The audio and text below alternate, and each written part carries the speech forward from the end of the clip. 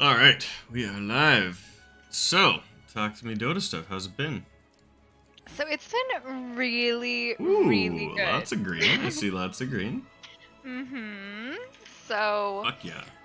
I I'm pulling up my spreadsheet. I had a 73% win rate this week. Yeah. That's what we like to see. And that, yep, means 4 weeks now of above 50% win rate, which is Fuck really yeah. nice. And I have like a 63% win rate on Dawn now. So Nice. good times, good times. I'm a filthy Dawn spammer. Like it's all I play now, as you can see. Um, I would say by and large, I think we've gotten over some of those growing pains that I talked to you about midweek. Yep. Um, and sometimes I think like Lou and I have gotten to a place where obviously like one of us will feel really bad in lane. I mean, maybe we both stomp, but like if one of us is feeling really bad in lane, like we often are able to identify what we need to do to catch that person up. Yep. I think when we struggle is really when we have one of our lanes going really tough plus mid, either Yep. losing or mid kind of being that sort of like I just want to sit in the jungle and farm mid, because if one of us is trying to catch up, that means there's significantly less space. Yep. But by and large, I would say that the losses are feeling more like, okay, almost lost either in draft or lost early, and we're just like kind of acknowledging, all right, this, we have a small margin that we can maybe turn this around, and we don't, versus this game where we feel like we have no idea what went wrong. Like we're usually able to identify kind of what went wrong. Yep. There is one game I would love to look at, so it actually is a win. Okay. It's a win that felt bad, and we got stuck. So it's the game, the hour and 5 minute Dawnbreaker win from Okay. today. Yep. Cool. And let me just make sure, because there was the hour and 3 minute win as well. Is this where I died a shit ton? And this is versus, yeah, okay. So we got to a place, we felt strong in the early game, mid game. I was laning against the Monkey King, which of course is a challenging lane for me. I think I played it better than I did before. I've been trying to like, remember what you told me about being aggressive and stuff. Yep. However, we got to the late game and we team wiped, repeatedly trying to go high ground. And I remember like Lou and I talking and just being like what the fuck do we do? Like, what are we missing? Is there an item we're missing? Is there a timing? And this was with Roche, so we had Aegis. Yep. And so I kept dying. I feel like it was more of that facilitation role where a lot of the deaths, some of the deaths were just me being a dork and feeding because they had a Ricky and a Slark, and if I was split pushing, they could just wreck me. Yeah. But some of the deaths I do feel like even if I ulted in and died, it was to like set the team up for getting more kills, which I'm okay with. But yeah, I'm just like this game we won it, but man, it felt bad. It felt really bad. Yeah. So and especially that high ground, like we got stuck. I don't yeah, Cool. we couldn't Yeah, figure out how to go high ground. we can definitely look through this. I think yeah, like just looking at the scoreboard and stuff and just the items and whatnot. To me the other team doesn't have an incredibly vicious high ground defense, right? Like usually when you have would that think, yeah. usually when you have that problem going high ground, it's like, okay, well, the other team's sitting on a Coddle and a Sniper, Lena and yeah. a Zeus and a Sniper, and like it's just a fucking nightmare trying to hit a building. But to me, I kind of see a setup where like you have a Dazzle and a Vengeful Spirit, two really good long distance range saving heroes that can provide a lot. You have a TA who has a Desolator and presumably a BKB that's early enough that you can kind of leverage it if you get in trouble on the high ground.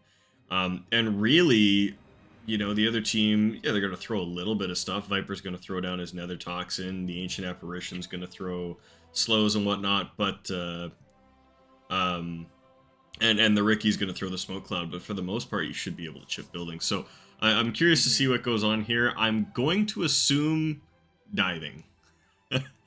I feel like, um, I'm trying to remember if there I mean, I'm sure there's always diving. There's always going to be some diving. yeah, This felt like they ran this greedy fucking lineup of yeah, like 4 cores essentially.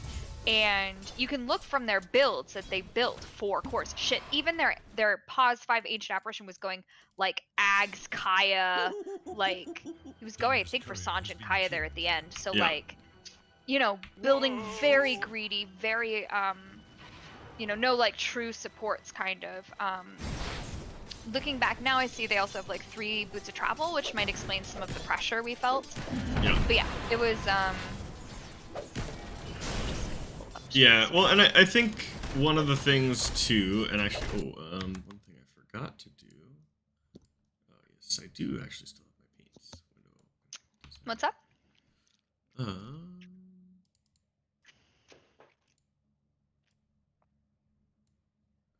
What the fuck? Damn, Oh, why is this not working? it should be. Come on, Yeah. fan. Nope. Okay. Oh, fuck. Also, I think we actually have the same hair now. Hold on. There Like, we go. There's my MS Paint. Shit. I can draw this mine's one. blue, but I think we're looking kind of similar. Yeah, we might be. You just go all the way back though. Get No. your full mohawk. Oh, okay, yeah, undercut Yeah, there. it's shaved in the back. Yeah, I like mine that feeling of having a clean. mine goes all the way back around, and when I wear a hat now, it looks like I have a bit of a mullet. Oh no. Yeah, It's about this. Actually, I think yours might be longer than mine. it's getting there. I spiked it for a show a few weeks ago, and it's getting pretty high. Hello, Captain. Oh Hello, my Kitty. goodness. Hi, So many buddy. feelings. Hello. Oh yeah, he's all about this right now. All right. Oh my goodness, Spot. Okay. Um, All right, cool. Yeah, sorry, ye- it's figuring out the MS Paint thing. the last Um, few games I played, the lane, like I had a few games where, okay, before you look at all this stupid shit I did in this game, let me tell you, I stomped a lane so hard today that 2 people abandoned. nice. Um, That's the best so feeling. that felt good. I was 8-0, and they literally just like it was 6 minutes, and they just gave up, and I that played felt a really good. game. I played a game last night. It was my last game before bed, where I fed a lane so hard that I wanted to abandon, but only refused so that the other person didn't get the satisfaction. Game lasted 18 minutes, so. Okay. So, but that to say that the last few games, this one included, the laning just didn't feel as good. I don't know. I think I was getting sloppy, maybe tired. I'm not sure. Yeah. But don't expect great. Yeah.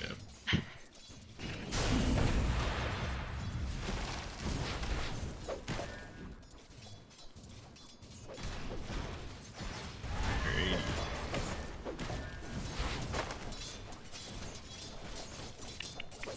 Laning.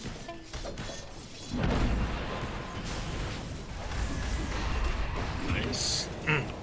Really great kill there. I was gonna say, kind of up until this point, like, you are only level 2, but like, kind of As soon as I hit 2, I get that power spike, and I like to yeah. get a kill typically in lane around level 2 if I can, even if it's just on the Yep. support. Because No, the and second you get Starbreaker, you can really, yeah, especially with the minus armor from Venge and stuff. Like, I was gonna say, there's a couple opportunities early on at like level 1 there where like you threw the Celestial Hammer, but like you kind of just whiffed it a little bit. You maybe could have gotten a bit more damage on Monkey, but like, yeah, minor things. But yeah, nailed it at level 2. That's awesome.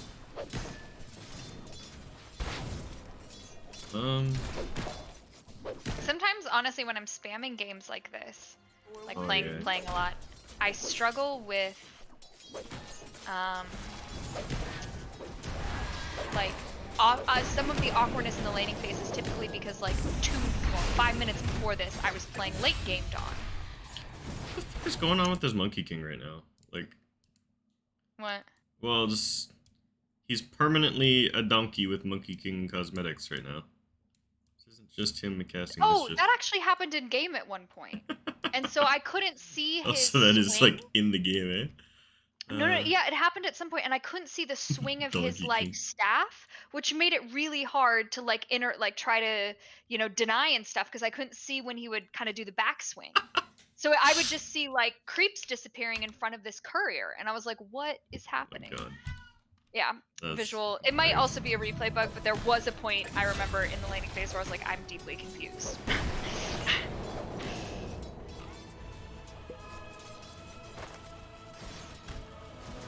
Oh yeah, so you had that stupid little gauntlets bug again. So I've kind of I noticed this as know! well. Like it happens. Yeah, when you have too many of the same item in your quick buy, like I found it happened to me the other day when I was buying double bracer. Like I had two gauntlets in my inventory and I was going to buy like I bought the first circlet and recipe and then it assumed I needed a full new gauntlet for the next bracer and like so there's some weird shit when you have like two of the same item in your quick buy.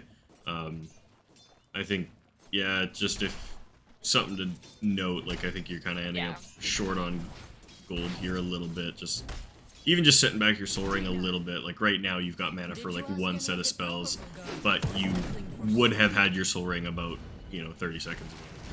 To Mhm. deal with this gauntlet. Kind of annoying, but small things matter in the early game. So Yeah, absolutely. I've tried to pay a little more attention to that because I've noticed it happening in a few yeah, games. I know. So what happened here that kind of fucked me up is my usual strategy is to send out the bracer Yeah, with nothing else, and then it completes the bracer, and then it seems to fix itself, and it won't recommend me getting yeah. like the extra strength If you're gonna gauntlets. buy the So extra gauntlet though, you might as well have it in your inventory. Get that extra three yeah, I don't know strength. what I'm doing. I don't just it's fine. Um, but he killed my courier at the start of this, and so I ended up having a lot more items to send out than I normally do. Oh Typically, yeah, I yeah, just yeah, I go for did the see that. bracer, I send it out, and then I work on the soul ring to avoid this issue. But this game, that was a Yeah. little bit interrupted, and clearly I goofed it. And it's still in my backpack. I don't know what I'm doing. AFK. Cool. Yeah, lane's looking really good so far. I think the only thing, like, everything I could say is minor stuff. Like, just a moment ago, you missed a flag bearer creep. You opted to go for a ranged one instead. I think you definitely want to prioritize getting the last hit on that flag bearer. But this kill right here was good. You might have been able to chase that because your Venge lasted quite a long time here. Like, this is a really good kill. You turn around onto the monkey, this is good. But then, like, I think you just assume that Venge is dead and you turn around here. Mhm. But, like, if you just keep Her chasing... stun, yeah, was on cooldown, and I figured with the thingy, whatever it's called, is Jingu or something Yeah. up. I was like, I don't want him to then turn on me, because then it's gonna be rough. Yeah, I mean, So if he turns on you, like, you've got...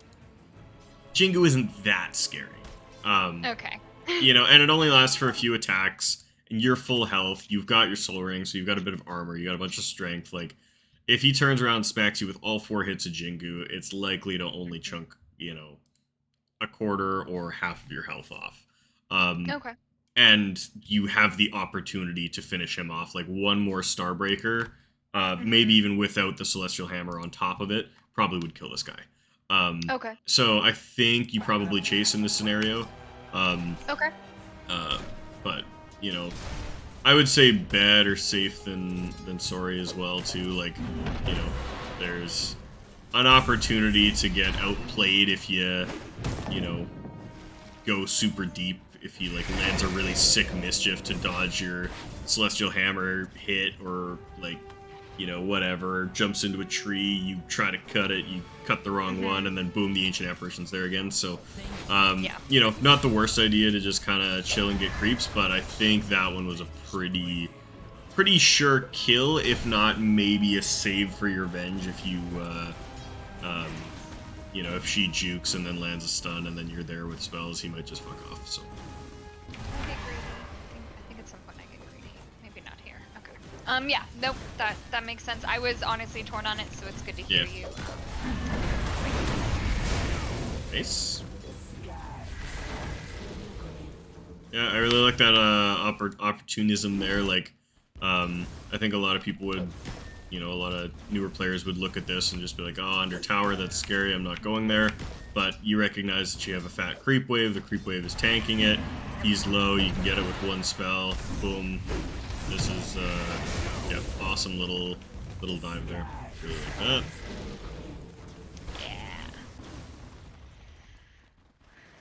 Yeah, the laning phase felt good, so it's good to see also that I'm not working it up too bad.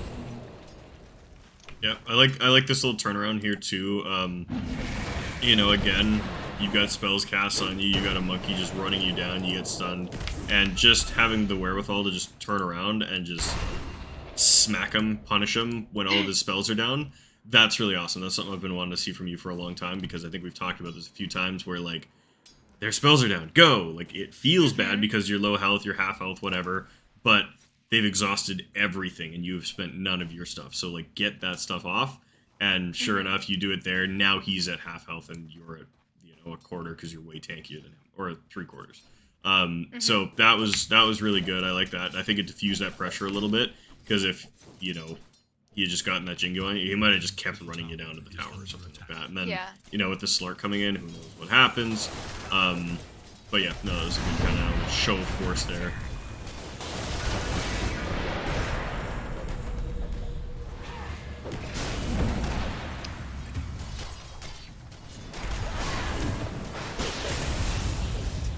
Ish goes for the Venge, ends up dying, that's cool.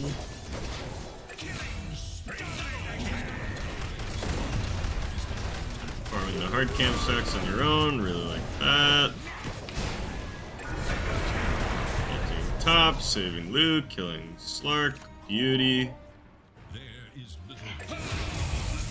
Fuck yeah, no, early game's looking awesome here. Like, you can, like, I can tell you really figured out the hero, because, like, you know, this is what happens when you play a shit ton of a hero, right? It is why people spam the hero, is because it just shores up your early game, right? You start to know matchups, and I think one of the other weeks we reviewed you playing against a Monkey King, and you were like, I don't know about Monkey King, like, I'm kind of scared, should I back up, should I go? And actually, maybe, I think it was a live coach game, and I was like, no, yeah, I was like, that guy's weak, like, just smack him, and sure enough, like, you're just doing it now, right? So once you build that matchup comprehension, like, any individual hero is just going to feel way better in these first 15 to 20 minutes.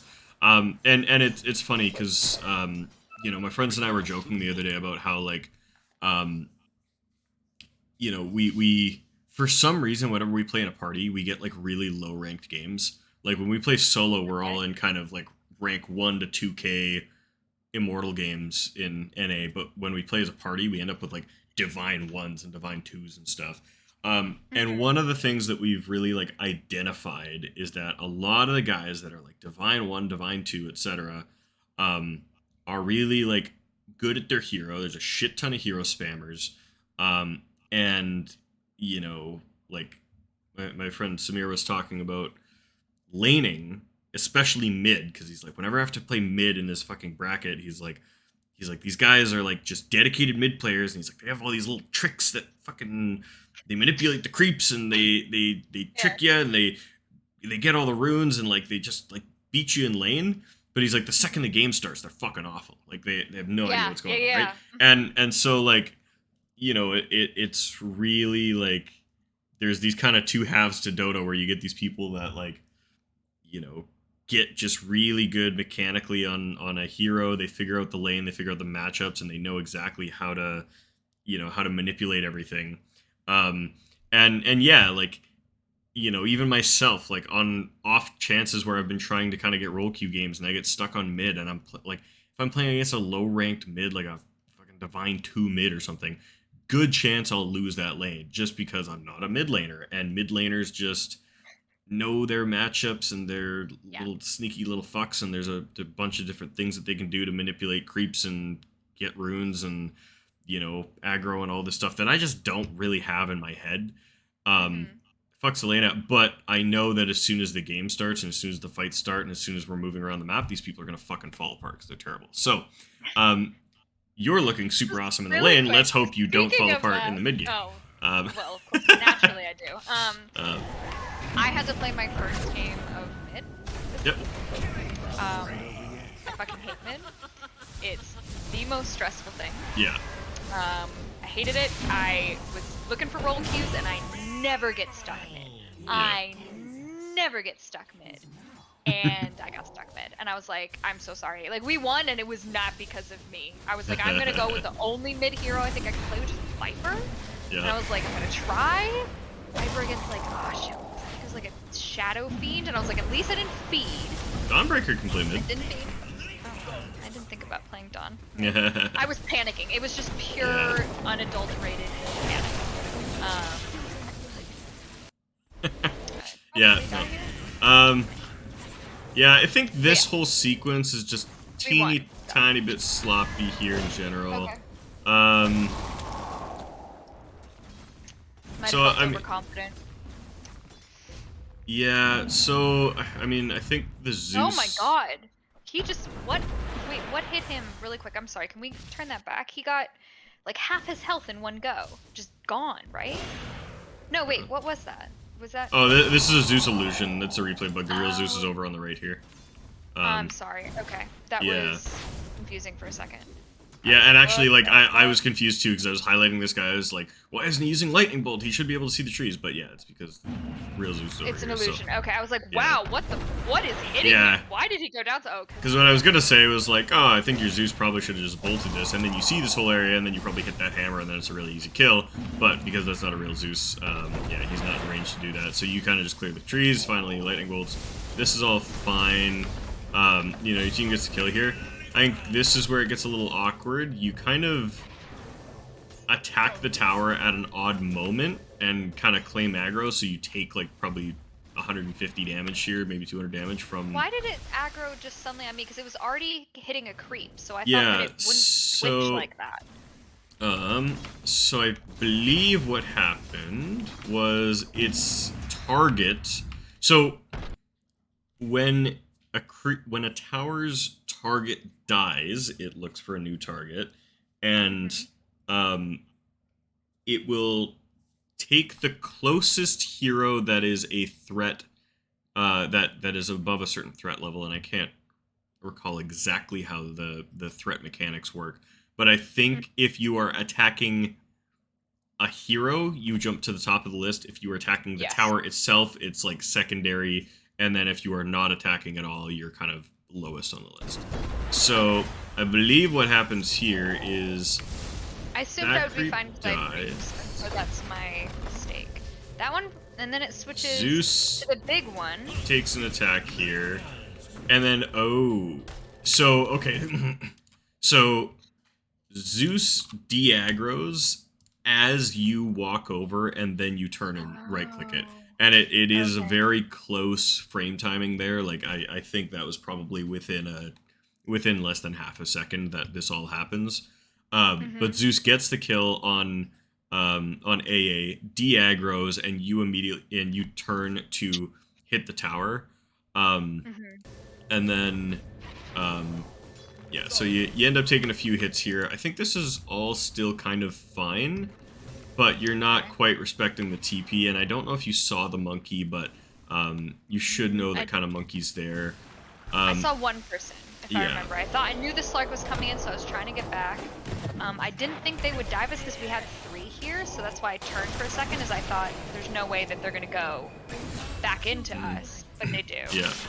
And I was going to say, I feel like your Ven should have sticked and swapped you there, and that is what she tries to do. She just is slow on the uptake. She watches a little bit, and then sticks, and then tries to swap, and by that time you're dead. You probably would have ended up in this Viper's path anyways, but I think really the killing moment here was the stopping to pull to the small camp. I think if you had just run in a straight line with this creep wave, brought it over to the river and around to your tower, you were fine. But kind of this little moment to shake it gives the Monkey King enough range to get to you. If you just kind of ran in a straight line with phase boots, you're probably... Okay. Yeah, all good.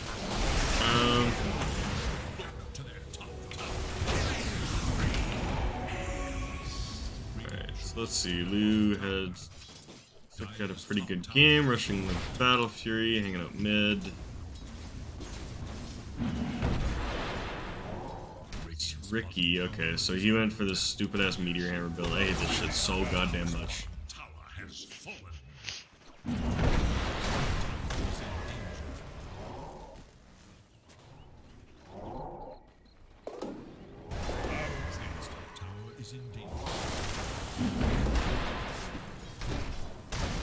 And so this was communicating with Lou. We saw a couple of them getting dragged one way, a couple of them getting dragged another way, and we thought, let's put some pressure on this tower Yep. since Lou was there. I clear that just for TP so we can see Yeah, a little better. I like this a lot, and I think this is a good example of. I recall you kind of messaged me asking like, okay, if our team isn't doing anything, if our mid isn't coming, like, how do we make something happen? And I was like, well, you're kind of two cores. You can kind of just go somewhere, and I think people will be drawn to it. And you can see like this is a really good example of that, right? Zeus is just fucking around in the jungle. Venge is just kind of fucking around bottom lane, and you guys just show up with a heavy creep wave mid with a siege creep. And you kind of get some pressure going. You clear out the trees and kind of set up aggressively, and it just gravitates these guys, right? The Zeus goes, oh, we're going? Okay, cool. Venge comes over as well, and now you guys actually have 4 heroes mid ready for a concerted effort, even though it's kind of like, gets diffused. Again, you can kind of pull dummies around by just doing the right things, right? Yep. And, people say, oh, how do I get my team to do what I want? It's like, well, there is, like, yeah, the communication of, like, maybe you open your mouth and then get told to shut the fuck up and go die. Yeah. Or you can just kind of do, what's the word I'm looking for? Like, you can make bold moves and actions, and players kind of just follow it, right? They kind of they just fall in line. They baby duck all over the map. So yeah, I think this one. Let's see how this develops here, because yeah, I like the whole move here, especially with the siege creep. This is really nice. I honestly, so you're, Lou had mentioned I need to go farm, and I was like, fine, go, Yeah. And then Zeus TPs to follow Lou. That both of us didn't anticipate. Yeah. Because we kind of figured, oh, like Lou's just gonna go get some farm, and then Zeus, me, and the Venge will push because the tower was really low. We had this siege creep. It felt like a really good moment. I did not anticipate losing the Zeus, so then Yeah. I'm kind of trying to figure out what to do. So I figure I'll just get like a wave. I did not expect like 4 of them to be there with the 5th TPing in. Yeah. So Yeah. while I die here, and I think the Venge might too. It's huge rotation, 5 people. Yeah. Venge needs to just swap you too. Like, honestly, you're not in a bad position here. I think the thing that might have killed you is just the fact that you jumped to your hammer versus letting it fly back to you. Like, if I was here, because I mean, let's actually go back to like Dire Fog and just see what you see as this develops here, because you know that 2 people have shown up to relieve this pressure, right? Slark and AA. You saw those guys casting spells from the trees. Yep. I think so. I see Ricky and Doesn't look Viper like you see top. the Viper. Okay, yeah, Viper's showing top. Ricky shows top as well. Yeah. And I made the assumption, and this was stupid, but still, I made the assumption that he was going to be there. Yeah, and this Viper TP is really crazy, but Monkey is still an unknown, and honestly, I'd be pretty worried about just dying to Slark and AA. If Slark just pounces you from the high ground, full Dark Pact, and then AA launches his ulti on you, that's probably enough for a kill, if not just to bring you down to 200, 300 HP. And so, like, regardless, I mean, it's super overkill, the rotation that they made here. But even so, I would just be wary of, like, okay, there are 2 heroes with a shit ton of burst damage that could probably take me full to nothing.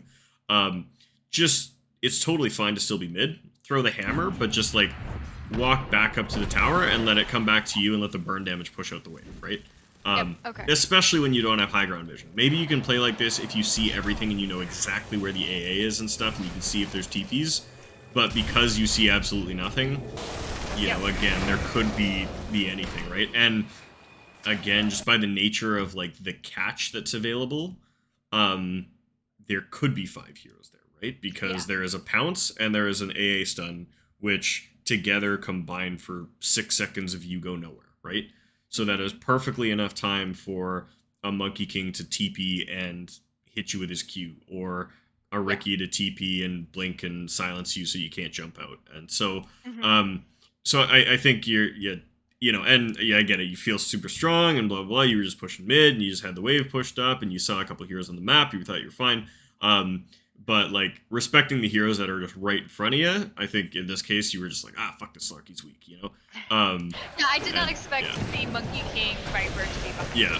yeah. And I mean, even still, like I said, like I think this Venge had an opportunity to save you there as well and get you out of that alive. So it still isn't even the worst position. Your Venge is kind of slow brain, and then the Ricky gets her. So Mhm. Much obliged. alrighty. Ugh, stupid meteor hammer. Yeah, shit drives me crazy.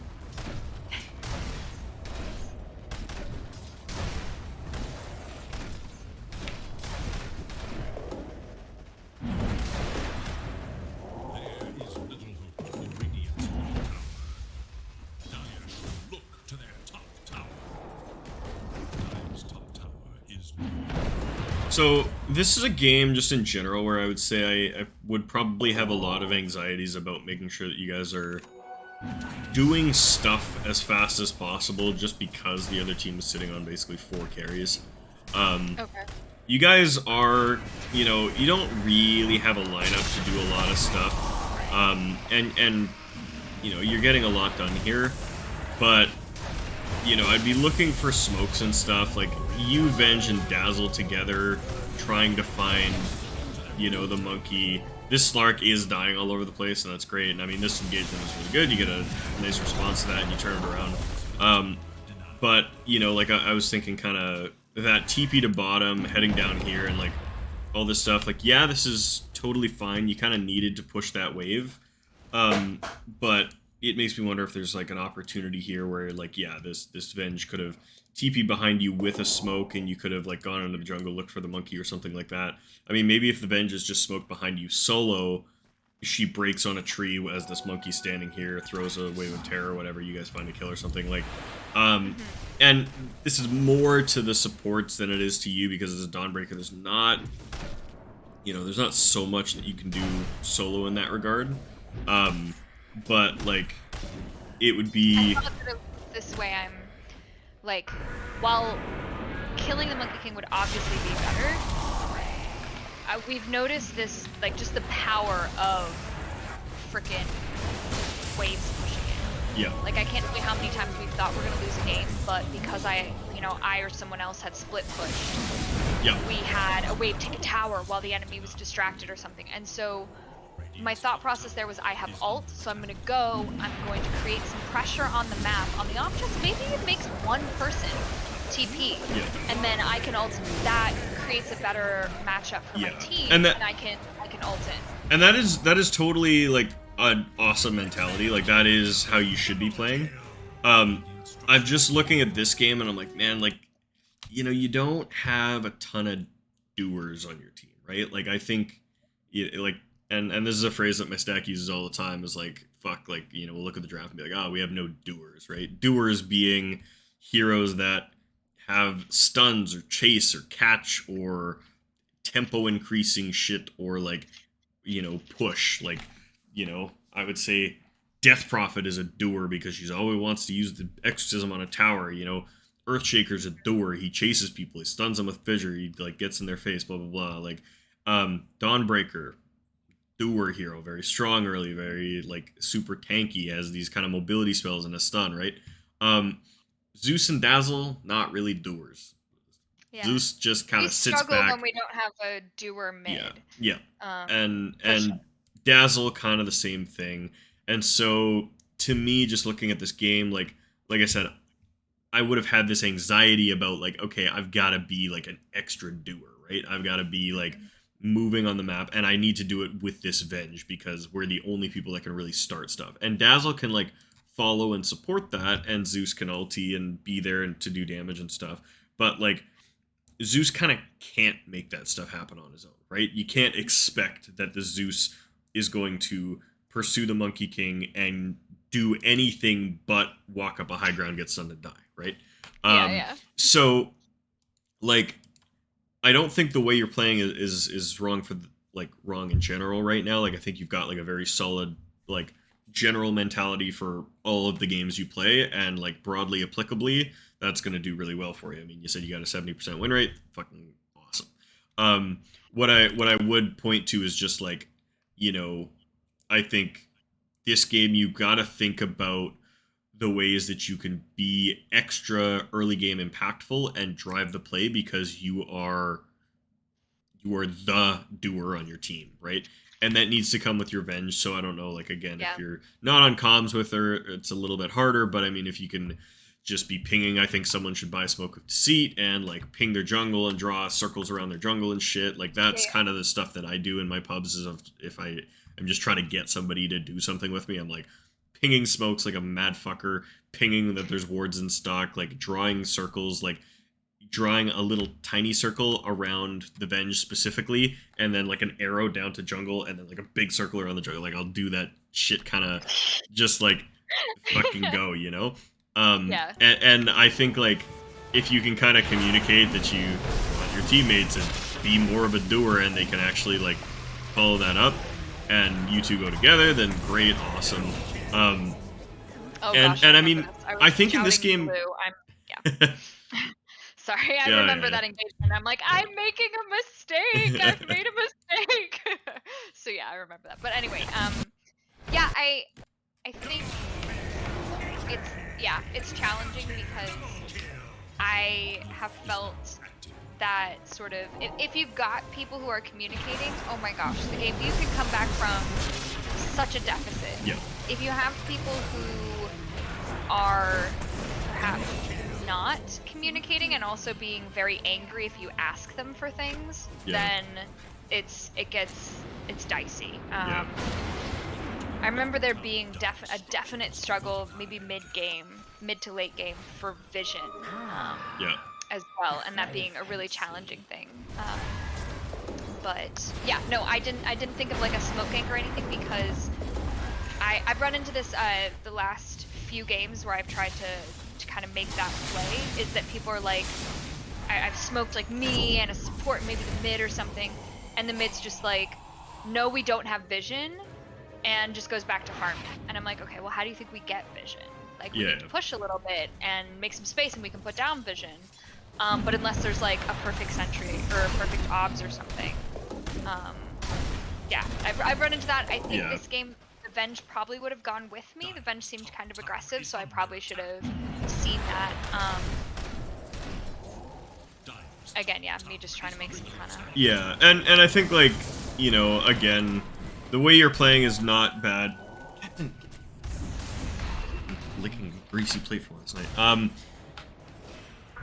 Yeah, and I think, like, again, the way you're playing is not bad for just, like, broadly applicable Dota. I think in most games, and like you said, in games where your mid is a doer, if you had, like, a Quap or a Puck or an Ember or a Void Spirit or something on your team, this style of play would be perfectly fine. And then whatever your mid hero does, if you just ulti in on it and you make sure that you're contributing actively, you're gonna be successful like that. But I think there's an adaptation to be made in a game where yeah, you have a way more passive mid, you have a way more passive 5 that can't contribute, and even a more passive carry, right? Because yeah, Lou's is playing Phantom Assassin, which is generally a bit of a fighty core, but Lou's also gone for a bit of a farming build here. He's gone for that Battle Fury instead of rushing, you know, like a Deso with a Mask of, not Mask of Madness, the Morbid Mask.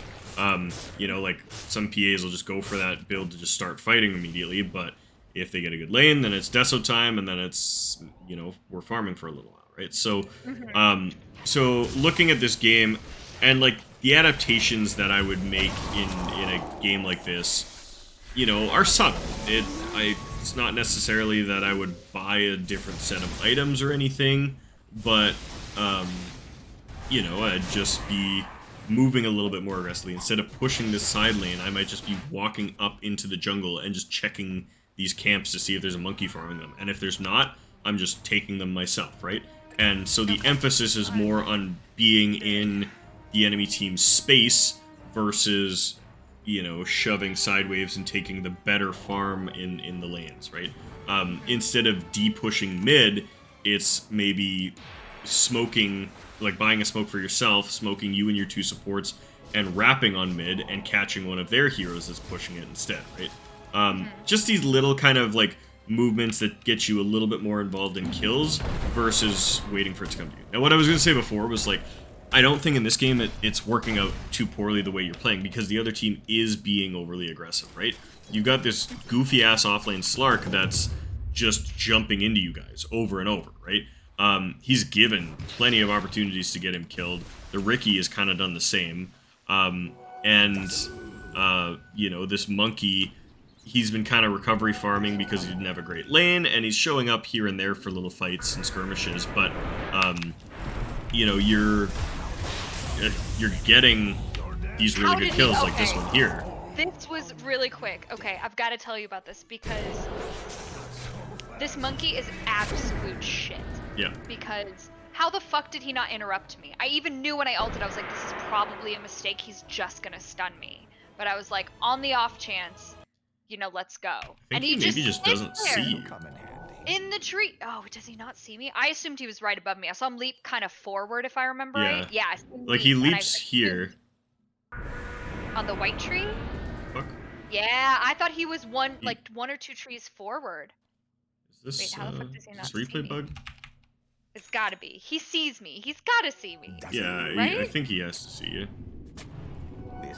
I assumed he did, and I was like, I remember telling Lou at the time, I was like, this monkey's gonna stun me, and then I was like, how the fuck did I get away from it? That was that feeling. Yeah. Of like, he totally saw me. Yeah, he might not have. He totally saw you. He might just not have realized you can even cancel that ability. Like that might just be like a shitty player thing. Because I was like in a higher bracket, I'm not getting away with this. Yeah. I remember that crossing my mind of this is a bad move, and I got away with it.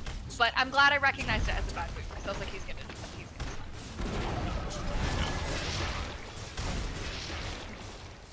But I'm sorry, yeah. Oh, cool. And like again, this is another example of just like this Ricky and the Slark are kind of just like playing in shitty positions and throwing themselves at you and trying to start fights in places where they shouldn't, and you just turn it around. And so like this more passive gameplay is working because the other team isn't playing to their draft, right? If I was stuck on this fucking god-awful Radiant team here, I would just be like, we just gotta farm. If I'm the Slark, I'm just staying top, pushing waves, diving into trees, hiding for as much as I can, probably getting picked off here and there, but like, just for the love of God, just farming. Because if you get to a point where all 4 of these cores have some reasonable amount of farm, the Meteor Hammer on the Ricky and the, you've got the fucking Urn and Force Staff and stuff on Viper. This game does get really hard for you guys because, like, you've got 3 heroes that are very susceptible to all of this backline. The Zeus, the Dazzle, the Venge. They're all going to get blown up by a Slark, all going to get blown up by a Ricky. Just wait about 30 minutes. Yeah, I think that's a lot of what happened lately. Yeah. Well, and I, like, seeing, and like, they're not playing to that, right? The reason that this is in your guys' favor right now is because they're fighting into you, and you guys have a lot of turnaround, right? You have a lot of, you've got saves on both of your supports. You've got a save on yourself, and they're just kind of giving you guys these good fights. Now this is not gonna go so well, yeah. Bad positioning there. That's a 5. Yeah, okay. Oof, a little rough. Let's see how this develops here. We didn't have the vision, and this was an ongoing fight with, like, the supports. I remember, like, I'm using all my dust. You can see that's why I have, like, I think the strength gauntlet possibly in my backpack, or maybe something arrived. But like, I've been buying dust, using it, and we've been begging people, like, let's put down wards and stuff. We have all this time, like, even if you were to go back another, like, 30 seconds, we have all this time that we're just dicking around in this space like that we should have been placing some vision, and we don't. So then we fight under perfect vision. Well, that they have. We have a sentry down. You've got an obs on the hill here and an obs on the hill here. So you see the entire triangle area. You've got a sentry directly on this tower for Invis heroes. Wait, what happens So then? vision seems pretty good here. I know Ricky sneaks up and kills this. He just sentries this, and the Venge is around, but you know, doesn't have the support to swap him or anything. And then you get gone on here, stunned from the trees, Viper, and then the AA ulti and stuff. So after. Yep, okay. And assumed that we did. Oh, and you try to TP just right in the middle of this and then get frozen by the chilly feet. That was a misclick, yeah. That was my bad. So yeah, I think where this kind of all goes wrong is, like, I think just straight up you guys just hang around way longer than you need to, right? At this moment right here, I'd be calling to fuck off, right? There's 2 heroes spawning, you're creating pressure on the tower, their other heroes are set up, so it only really makes sense for them to show up and try to fight this. And there's not even, like, a tempting juicy wave bottom that, like, Slark might just TP to, right? The waves are pushed in every other regard. Their creeps are at your tier 2 tower here, the creeps are at your tier 1 tower here. There really is nothing else to do but have these 2 heroes TP in and try to fight. And you guys are set up pretty well, but you don't have a BKB, right? Lou does, but he only has a Desolator or a Battle Fury aside from that. And, you know, you guys don't have a ton of damage to get through this Viper, to get through, you know, potentially the Monkey King and stuff. So, you know, as I'm looking at this, I'm thinking, you know, again, it's tier 2 tower, it's really tanky. Your creep wave has mostly died to the Viper here at this point. I think you want to call to back up, maybe just go to the Roche at this point, right? Your fight in Roche is going to be a lot better because, you know, you have your big Dawn ulti. Yeah, maybe like an AA ulti catches you, but I think you guys have vision to be able to back out if that stuff comes, right? You can go over there and start hitting it with the Venge minus armor. The PA can just smack away. Zeus can ulti for vision if you need to. And then if they come, you guys just fucking walk away. You back up into your jungle, everything's fine, right? But here you guys are kind of like, you know, again, you're not ready for a tier 2 fight. You don't have BKB. Vision is good, but again, it like, you don't control the there's not really a way to win a fight here. And by sticking around for this extra wave, like, you're kind of, you know, showing off a little bit, and then a couple spells just, you know, catch it. And even right here, I mean, you have kind of another opportunity past another wave to just chill now, right? All 5 heroes are up. You guys know that. You don't see anybody else on the map. There's been no other TPs and whatnot. Ricky kills this ward, so you know the Ricky has shown up now. And then at this point, you're just kind of stuck hitting a siege creep, and you get caught. Again, I think this Venge probably has an opportunity to save you again. Probably could have swapped you. But yeah, I don't know. I haven't seen her use her ultimate. All the swaps I saw her do, and she was swapping the enemy. Yeah. Into my stun, which is nice sometimes, but I don't think she maybe knew she could swap friendly people. Yeah. But yeah, no, that makes, especially in hindsight, that makes a lot of sense. Yeah. And you know, it does feel bad because, I mean, you guys got 2 kills and you pressured onto a tier 2 and you got a couple of hits off, and like, feels bad to kind of just leave it at like 200 damage chipped. But sometimes it's just what you got to do. The other team spawns a little too quick. Now they're in your face, and you know, you either fight 5v5 under their tier 2 or you back up. And so, you know, backing up and securing something else there. And I mean, the other thing too is like what you could have done as well in that position, and maybe Lou, is just swing up into the triangle to control it there, right?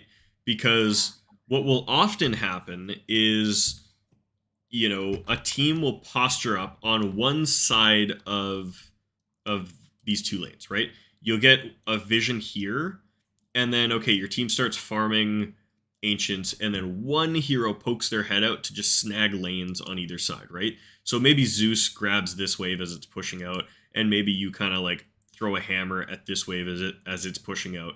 and you guys kind of just hover around the space, right? And then if anybody walks up the high ground, fucking dead, right? This Yeah. Ricky, again, instead of maybe actually, let's back up to kind of where that fight started. Okay, so again, like here, Lou is kind of up in the ancients farming this. There's a hard camp to be farmed. Now you're not going to get a lot of farm up here, but if you kind of just occupy this space, one, like the reason the triangle is so valuable is because you can kind of catch two waves on either side, right? You can control two of the three lanes from this space. You can do the same thing on bottom, right? When a team is really occupying the enemy jungle, they'll have like a ward up here, they'll dip their heads into steel waves around mid, and then they'll kind of have somebody hovering down here. It's a little bit more spread out, but it's the same kind of idea in that your whole team is in this collapsed area of the jungle where you can control two waves at the same time and create an immense amount of map pressure. So what kind of happens here is like if you had just swung up in here, you guys already got the wave, cool, good. Now you stand up here, you stand under your ward, you defend your vision to prevent the Ricky from just casually walking up and taking it away, and you just kind of wait, right? And you can watch the timer, 10 seconds until the next waves. You guys could even like collectively walk down this high ground, throw a hammer for the next creep wave, aggro it up to the high ground, kill it there, occupy over here, and play really like under your vision. And because you're constantly clearing creep waves, the other team has nowhere to go up the lane, right? What are they going to do? They're just going to walk past you and cut your creep wave. Like, good, the game's in a neutral state and you're taking away their jungle farm, right? So by kind of not controlling this triangle and defending this vision, you give up your pressure on this tier 2. So what I actually like, what the advanced move is, and what you'll see pro teams do, is instead of... Oh god, the replay is fucked right now. The Venge and Zeus are all missing. But like, what you'll see like really good teams do is instead of driving up the lane, they'll drive into the space between the lanes and then control both of them, right? And this gives you a lot more opportunity for kills because the other team feels choked out, right? And again, this Ricky replay bug, he's like right here. If he had dared to walk up here, and I mean, you should have had a sentry on that vision as well because Ricky could just walk in here and do whatever the fuck he wants. But if you have a sentry there, see the Ricky, boom, you guys get that kill, and then this fight doesn't happen, right?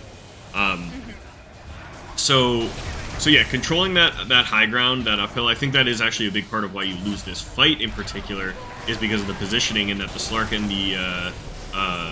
the Ricky come around from the triangle area, and the monkey comes around from the trees because that's a special caveat of his hero, and therefore you guys get collapsed on. There's this big surround on your heroes, and there's nowhere to run to, right? There's no safe retreat out. I said there was a chance that the Venge swaps you, but the Venge was getting gone on by the Ricky, so like the swap would have put you in a smoke screen rather than another toxin, which is still slightly better for you, but it's not much better.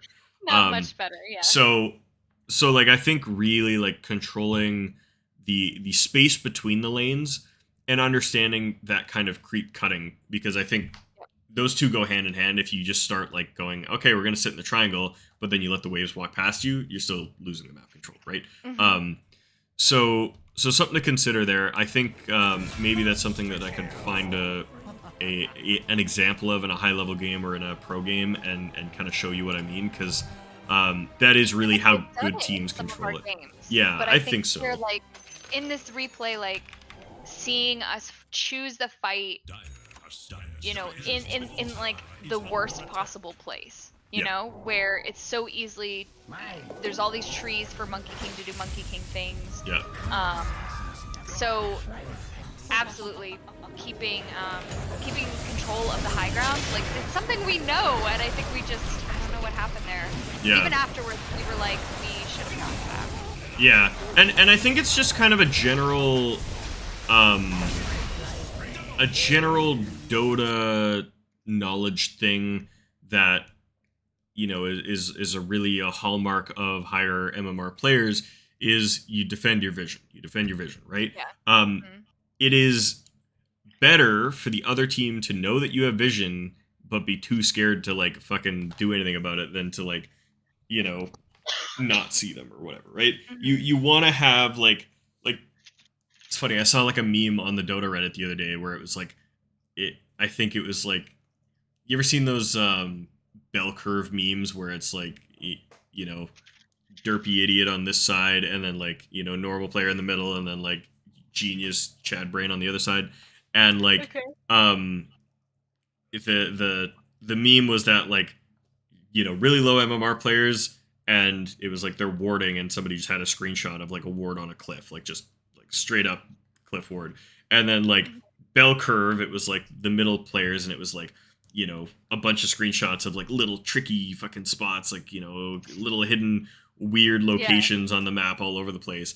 And then on the like high MMR side, it like the tip of the bell curve, it was like, you know, just back on the clip. It was the same screenshot as like the low MMR one. And but you just defend it. Yeah, and it was hilarious because it's totally true. Where like, you know, like low MMR, people just ward super obviously, and they just place wards on high grounds, and they're just like, okay, yeah, that's where wards go, and they just fuck off, right? The obs on the podium without a sentry, or the obs first on the podium and then the sentry, and I'm like, congratulations, they know exactly where the obs is. Yeah, and then like, you know, middle of the bell curve, you get all these players that start going, oh, I get dewarded all the time because my opponents are a little bit better. Like, I'm going to get all sneaky and I'm going to place them in lanes. I'm going to place them in these weird spots. But then, like, you know, you get really good players who just say, no, I'm going to place it in the spot that gives me the most vision. And then we're going to fucking stand here. And if you try to get rid of him, I'll fucking kill you, you know? So that's very much kind of the way that, like, the high MMR thinks, and this is a perfect example of it, where it's like, you know, you've got the low MMR version of it where the Venge just throws a ward on the high ground. And it's like, great, you see everything, but then everybody backs up and the Riki just takes away and they take a fight, right? Well, didn't she had an obs there, but not a sentry, I believe. She had an obs, but not a sentry. Which also makes it hard because the Riki's invis. So. Yeah, which is... you can see it getting dewarded, but like, what are you going to do? Yeah. But I mean, and that's the other thing too, is like, if you guys are just standing there, right? Like, because the Riki reveals himself to hit the ward, right? And Venge was in position to swap the Riki if she wanted to there. Probably could have just like magic missiled or something instead, but she doesn't because everybody is way too far away. Like, I think she just anticipates that she's going to throw herself into the enemy team and die. So she doesn't. I mean, if you guys are there, like if you're just kind of hovering in this space, and then Riki throws down that sentry and attacks your ward once, you know, you can throw a hammer over the cliff, then the Venge can swap, you guys can, like, you know, all that stuff develops. Even if you lose the ward, you get a very valuable kill for it, right? So yeah, I think that's kind of a, you know, something to think about is like, yeah, you gotta play to your vision, you gotta play under what you can see, and make it really fucking hard to deward. And you know, it is funny because in my games and stuff, like, it is the case that, like, it is pretty easy to deward, or to at least find where the other team's ward is. It's hard to actually kill them. The only time I get to kill them is when the other team kind of, like, tells me, like, alright, you can have them now, we're done with them, right? They leave the area and they fuck off and go somewhere else on the map, because they're gearing up for another push in another area, and then I go, okay, cool, I'll go clean up those obs for some free gold right now. And maybe, you know, a stray hero, a storm spirit or something fucking just catches me because I'm going for that. But, like, you know, it is a very deliberate move of like, okay, we use these wards to control this area for this amount of time. Okay, now we're done. We've got the tower. We got the waves. We're going to move over here, place some new wards. If you want to deward those, fucking fine. Have at it, right? Yeah. So, okay, cool. I think that fight there was a bit of an equalizer in terms of, you know, stuff we can see on the graphs. Like, things definitely jump back a little bit in their favor. Like, XP difference is slightly in your guys' favor, but you're finding picks all over. The Riki and Stark kind of got themselves killed again. Looks like the Riki did that one more time. Viper's dead here. So, again, the other team, a lot of this is just the other team kind of giving you guys opportunities, right? stray heroes just walking into you, getting caught. The Ricky thinking he's clever, walking under sentries. Slark like just diving for shit that he shouldn't. You guys get a free and easy Roche here, so this is really good. I like that you like went for the Roche. But I would say like kind of one thing I'm seeing is that yeah, this is a bit more of a passive game, and I think a team that was more dedicated to just farming would have kind of had a field day with you guys. So, but this is all good, getting the Roche, pressuring for the tier 2. East trying to kill your Dazzle. Ulti in, that's a kill. Viper also dead.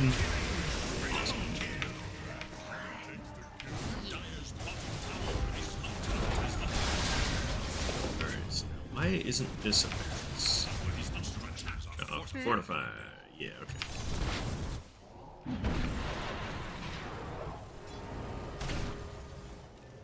Got a couple more tier 2s to clean up.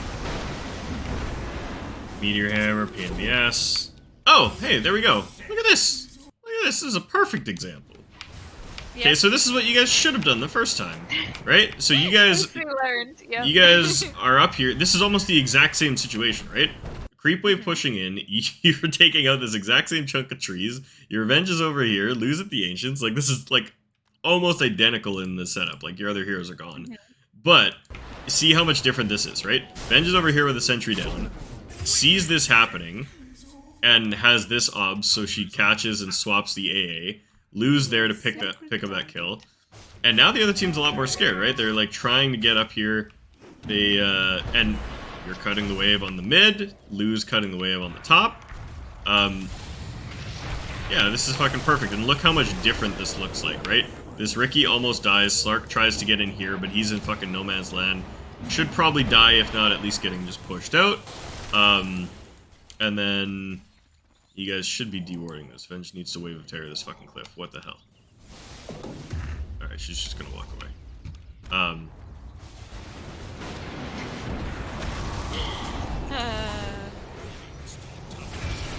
Yeah, easy Ricky kills here. Aegis goes down.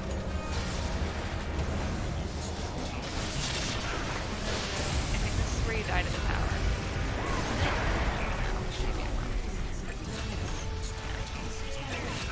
Yes. Okay, so that's a huge goof in terms of just not getting that D ward. Like, honestly, a lot of the reason that this fight falls apart here is because they can see everything that your Zeus and Dazzle are doing up the high ground, and therefore the Slark like makes this big wraparound play and gets the kills here. Honestly, everything up until this point is fucking awesome. You get the Ricky, spend the Aegis in a pretty good and acceptable way. I don't mind this dive at all. The Monkey King ulti goes off, which is a little bit rough. Could you have anticipated this? Like, I think I'd be chasing like a motherfucker right now. Yeah, your BKB's, okay, maybe it is time to just chill a little bit here. Ulti in to save it. Oh yeah, okay, so you get the kill, save blue. But yeah, like this whole time, like, you know, your Venge, your Zeus are just spotted by this Slark, and he knows that he can kind of do this because he's got the vision, they control this entire area. Honestly, I think you guys, if the Venge just dewards this entire fight looks a lot different. The Slark might not even come. Yeah. So, yeah, that's pretty rough. But up until that point, I really liked kind of how you guys were postured up here. That, like, this whole difference of... I should have gotten back, too. I just, like, save a buddy syndrome a little bit there. Yeah. For sure. Yeah, like, the fact that you guys have this kind of vision here, and you're controlling this area, boom. Yeah, okay.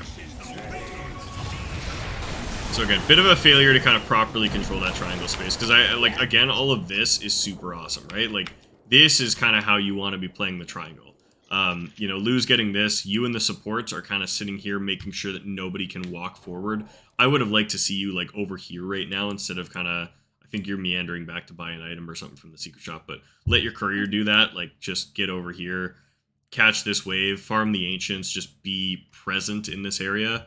Okay. I think you could have even probably, like, dewarded this yourself with a hammer, and like you've got Okay. Ogre Seal Totem and stuff, so like you could have pulled yourself up to the top of the cliff to check it, and then like Ogre Seal down. Okay. But yeah, I that's always a tough thing. Like when you have that sentry down and the other team hasn't killed it, you're like, oh yeah, okay, like there's nothing up there, right? But you gotta like double check your sentries as often as you can. All right, pass this. Okay, so yeah, that's another like 5-minute wipe there, and the net worth lead is taken back. Okay, so you guys are kind of seems like you're kind of having these constant engagements where the other team is kind of feeding you guys the lead by like getting picked off, and then you guys go try to capitalize on it, and then kind of throw it all away at a tower. Yeah. And part of that is the way that you're kind of doing this area control. Part of it is the fight execution, and a little bit of it is just like the eagerness. Like the very first fight, again, you just didn't have BKB for that one, so it was really easy for the other team to just blow you up with spells.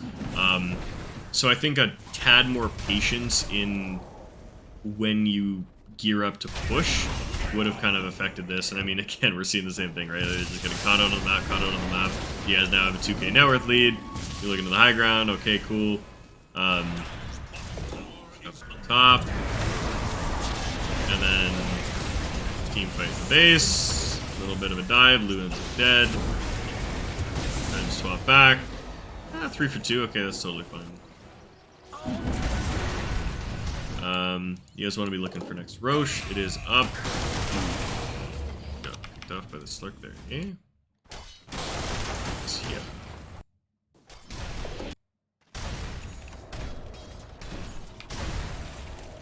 Ah, no TP. And also my BKB was on cooldown. Yep. Can you Ogre Seal out of Slurk Pounce? Does it No. work like a Force Staff? I thought. Okay, so Evan and I were talking about this before, but I don't think, because I've tried using like the hopping neutral, Yeah. whatever. Oh, I tried yeah. using that. Tumbler's That Toy? doesn't work. Well, Tumbler's Toy is canceled with damage, so if you're pounced, presumably you can't use it. Okay. But Ogre Seal Totem is... I don't think Ogre Seal Totem works on Leash, but I know like Force Staff like I tried specifically it. does, so... It does? Okay. I don't know if it actually breaks Slurk Pounce, but it is usable during damage, so I mean, it might have been so. I don't know. That's a rough one there. And it pushes you to the edge of the leash, but maybe I'm misremembering. No, Force Staff definitely breaks Leash, because that was like a big change that they made that, like, I remember, what was it? Should have gotten that then. Okay.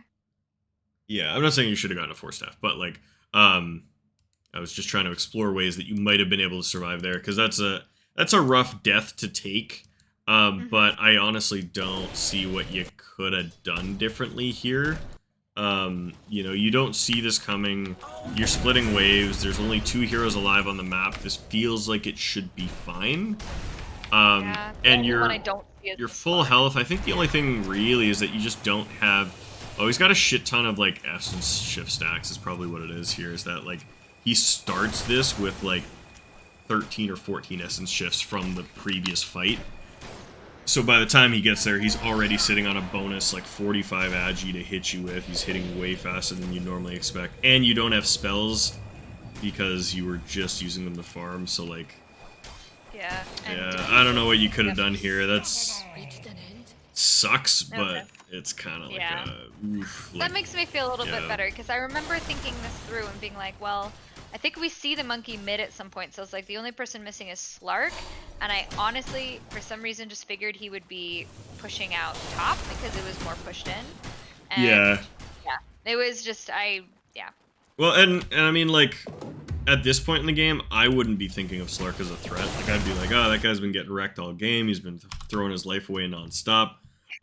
You know, like, I'm not gonna die to this is kind of the thought that I would have, right? I'm like, oh yeah, you've got Starbreaker, which gives you the magic immunity, so you can avoid a lot of his damage. You can, you know, leap away with Celestial Hammer. You got BKB, you got Ogre Seal Totem. Like, I really just, like, wouldn't be in the headspace that Slark could kill me right now. I'd be like, fucking, And maybe that's a fault of me as a player too. But like I'm not gonna fault you for that death or anything. But like, Okay, um, that feels better.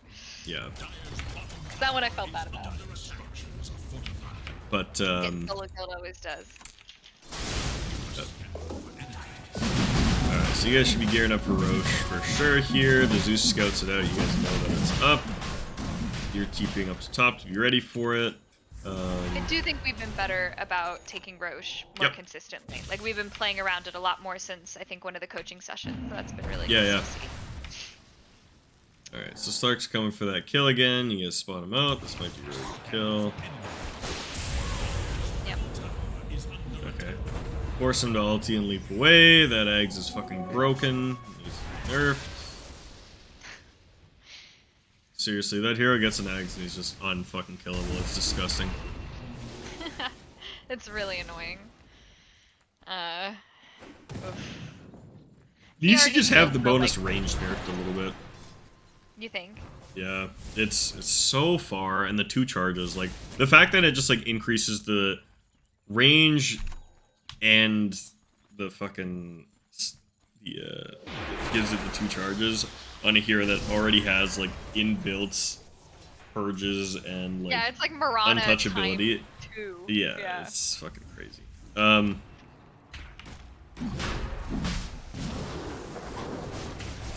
Ooh. Very nice, easy kill on the Ricky there with the Nimbus. Yeah. That's sick. With the flattening. Oh, boom, easy Viper. Alright, so super easy Roche here then. Captain, shut the fuck up. He's got big feelings. He's gonna tell you about his feelings. Alright, so ulting away from Slark to join the team. That's cool. Felt bad to be KP ult, but like, fuck it, I just didn't want to die to him again. Yeah, yeah. And protect the Roche. Mostly fine. I think you probably could have gotten away with a less costly escape. Just Starbreakered him and then jumped away. Okay. But yeah, I don't fully blame you there. I think the only thing that's gonna hurt is like, yeah, now your BKB is on cooldown for a minute here, so your high ground, you might end up losing. You might end up hurting this fight because of it. Like, yeah, you don't have a BKB for this, which is what's gonna cost you. You guys are gonna be able to walk away from this. Okay, I think blue. Ooh, yeah, Who's dead? right there. Oh no, I have to save a buddy. I just saw myself pop the soul ring. Back? No, I'm coming back. Alright, let's go back to the beginning of that sequence. I want to see what happened with the Slark, because I think the unnecessary BKB use here really does cost you. Okay, so he abyssals to cancel your Starbreaker. You do have...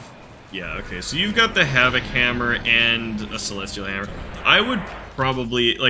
you might have ended up having the BKB, but, I think if you just kind of Havoc Hammered him back, Celestial Hammer back to your tower, phase boost for the trees here, and then, you could have maybe... Well, you don't have a TP, but you could have just made it back to base to kind of recover your resources without BKBing, because that's, I think that was your 7-second. Okay. And then, yeah, now it's on cooldown for a really long time, and it impacts this future fight here. So a bit of an overreaction to that solo kill, which, unfortunate, I get it. That's, again, a play I might have made, just, having this awkward little, skirmish. You don't want to get caught. You want to avoid as much of the Slark damage as possible, but it's super costly because this is the result of not having the Yeah.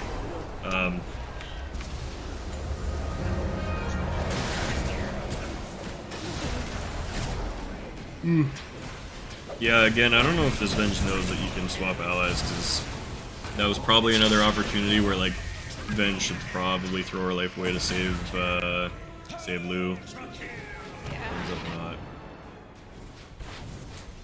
Yeah, so, I mean, we're 15 minutes out from the end of the game here, and I think, you mentioned beforehand, you guys had a really hard time high grounding and stuff, but, honestly, you guys haven't been up high ground yet. There hasn't been a single kind of moment where you guys have properly been up their high ground, or really even properly hitting a tower, right? all the towers that you guys have gotten have been a result of, like, you win a fight and then the tower's free and everyone can hit it, right? Yeah. Your fight structuring is just a little bad, and part of this is your random supports not being in the right position for saves and not being able to get people out, not having the right items and stuff. Like, Dazzle has an Aether and an Aeon, which is a really greedy Dazzle build. Glimmer and a Force Staff would have done wonders here for saving your team from a lot of this shit. The Venge has a better build. Force Staff, Aetherlands, Ags. I like this a lot more. But again, we haven't seen an allied swap in the entire game. So, so you guys are definitely having problems in that regard. But I would also say that, like, your net worth, like the resource advantage in this game is actually it's negative right now. The other team is ahead because you took just like subsequent back-to-back 5-for-1, 5-for-0 fights, and a lot of that was based on how you guys structured and set up to choke them out when you were in an advantaged position. Because again, like, the other team's walking out on the map, Ricky's just getting caught, Viper's getting caught, Monkey King's getting caught. Like, you know, your team's doing pretty good about finding these random heroes all over the place. You've got sentries paired with obs in a bunch of different spots. The Zeus has been good about just kind of throwing out Nimbuses and ultiing for vision on the Ricky and stuff. Like, you've been doing a good job kind of working the map. But then when it comes down to, like, controlling a territory, controlling an area, you guys are really scattered, right? You're not playing under your vision. And in the situations where, like, again, this tier 2 is a good example, but, like, you're also just kind of not doing it bottom, right? Like, there's an outpost here that could have been taken because you guys have tier 2s. You got this tier 1, tier 2 mid on the bottom side of the map. Yeah. I think maybe it was Roche. I'm not sure why we picked the top side of the map to play for so long. But now that you're saying that, I'm like, wait a minute, we haven't been in their jungle in... And nobody has, really, because you guys have been pressuring top. And I think it was very much just kind of a coincidental, just like, oh, hey, we're in top lane and we got a kill, so therefore, like, I think it was that, like, Ricky and Slark that died together, like, up here or something. You got that really, like, oh, it was, like, right in this area. Your team caught them, you ultied in, got, like, a 2-minute Starbreaker and killed them. And then you guys just wandered down top because you were there and it was the easy lane and it was the closest objective and cool. And then that's where your support set up vision, and therefore that was just where you guys were. But what that resulted in is, like, yeah, you guys have been playing in this top area, but you had a tier 2 cracked in mid already for a long time. Could have taken this outpost to prevent the other team from getting XP, and then could have kind of played that jungle control game a little bit tighter to their base on this side. You could have gotten this tier 2. There's a lot more farm if we want to hold that space as well. There's a lot more camps and stuff. Exactly. And even, like, holding the triangle is not bad. Like, this is something that competitive teams do because, right, like I said, you one more camp there. Yeah. you place down that obs ward, you live around it for a little bit, you tell the other team, no, you don't get to come here, you choke both the waves, and you get both the towers slowly, right? And I think the fault was that A, you didn't defend your vision, but then B, you went for the towers too quickly, right? Instead of kind of just choking it out, looking for these little pickoffs, occupying the territory, and then getting the tower when you have 1 or 2 kills. You guys got kills, ran down the lane. As soon as the enemy team spawned, you started trying to fight the tower. Boom, they fight back, and you guys end up dead. And so controlling all of this was totally fine. Controlling this would have been even better, but it also, you know, either position that you were in needed to be done in kind of that right way. So we've seen this kind of net worth chart fluctuating back and forth, and you can, like, it's plain as day looking at it, where you guys keep getting advantages and then throwing it away, and then advantages and then throwing it away, and then advantage and then throw away, and advantage and throw away. So, like, it's, you know, when we're looking at kind of what happened here, I really think you guys just didn't choke them hard enough. You didn't take away their resources because you kind of granted them back the, where's the Nimbus, dude? What the fuck? I think someone pings it. I think after the fact. And it's like... You were fresher, but forgot he had a second Nimbus. Unfortunate. Yeah. So, I think this is all good. I think what would have probably shifted this game is a little bit more of that like leadership and assertion into kind of the enemy space. You remember early on when I was saying like, as the only doer on your team, I would just like be occupying the enemy's territory, looking for like little skirmishes, little fights wherever you can. When I You did know, that alone, like I think the team this is something I do run into, right? Is that the team doesn't like people in my bracket at least don't make a distinction between doers and non-doers. yeah, They see offlaner versus core. yeah, And so I've noticed that like people will play around Lou even if I'm the stronger hero on the map yeah, and even if I'm like taking space that I could, use some backup on. So I felt especially in this game like I had been trying to like push out bottom and stuff and got, killed for it twice essentially and was yeah, like, okay, so maybe I have to play more around the team. It's not clear. yeah. That's when I started to feel kind of a little bit at a loss. Is like, Yeah, well, and we yeah, we watched that one moment where like you and Lou started pushing mid with that siege creep, and that was cool. yeah, that felt good. And then Lou fucks off to go farm because he doesn't have his battle fury yet, and he's still just chilling. And then Zeus just kind of follows him. It's like, what the fuck are you doing? Yeah, yeah, yeah. It's this like So you're. yeah, I get it, and I think like it's like you ever have those moments in lane where like your four has like accidentally pulls a creep and then that creep just like sticks to them and you're like trying to get it off of them and you're trying to like take the creep back and they're just like walking and they're like, why is it following me? You know, you kind of have Is to do that that with Lou heroes. Like, Yeah. like yeah, like that four position is Lou with your fucking mid player and your supports, right? Like they're just kind of following him around. Baby duck, they're just right clicked on him, like, oh yeah, we're just gonna sit here and be behind the core. And I think it's a little bit on you guys to like kind of coordinate where you guys can like meet up, and then Lou can just fuck off, like you want to like, in that mid example, like it's dumb because Lou TP's out, but had you kind of like just maybe smoked your guys at that point, and then Lou TP's out, and then maybe the Zeus kind of just goes like, oh, okay, I guess me and the Dawnbreaker are going, like, cool, and Feels like it is playing with funny. bots It a lot is, of times. yeah, A lot and of times. it's funny because these are things that like this is not exclusive to low MMR. I have players that play this That's exact exactly. same way at fucking Immortal, and like I have to employ these same tricks, which is why I know them and have learned them. Is like, players are fucking dumb, and if you just like give them a bit of a shove in the right direction, they'll kind of just meander off in the right direction, and like you can influence a lot of how randos play Dota just with these little tricks of like, oh, I'm gonna smoke you, or oh, I'm gonna draw a bunch of fucking arrows on the map, or like, oh, I'm gonna go to where you are and then start picking other shit so that we walk there together and stuff. Like there's just there's weird shit that you can do. So I think like it's stupid to like be coaching you on this because it's like, these people should just fucking know what to do, but they don't. So I think that that is a thing.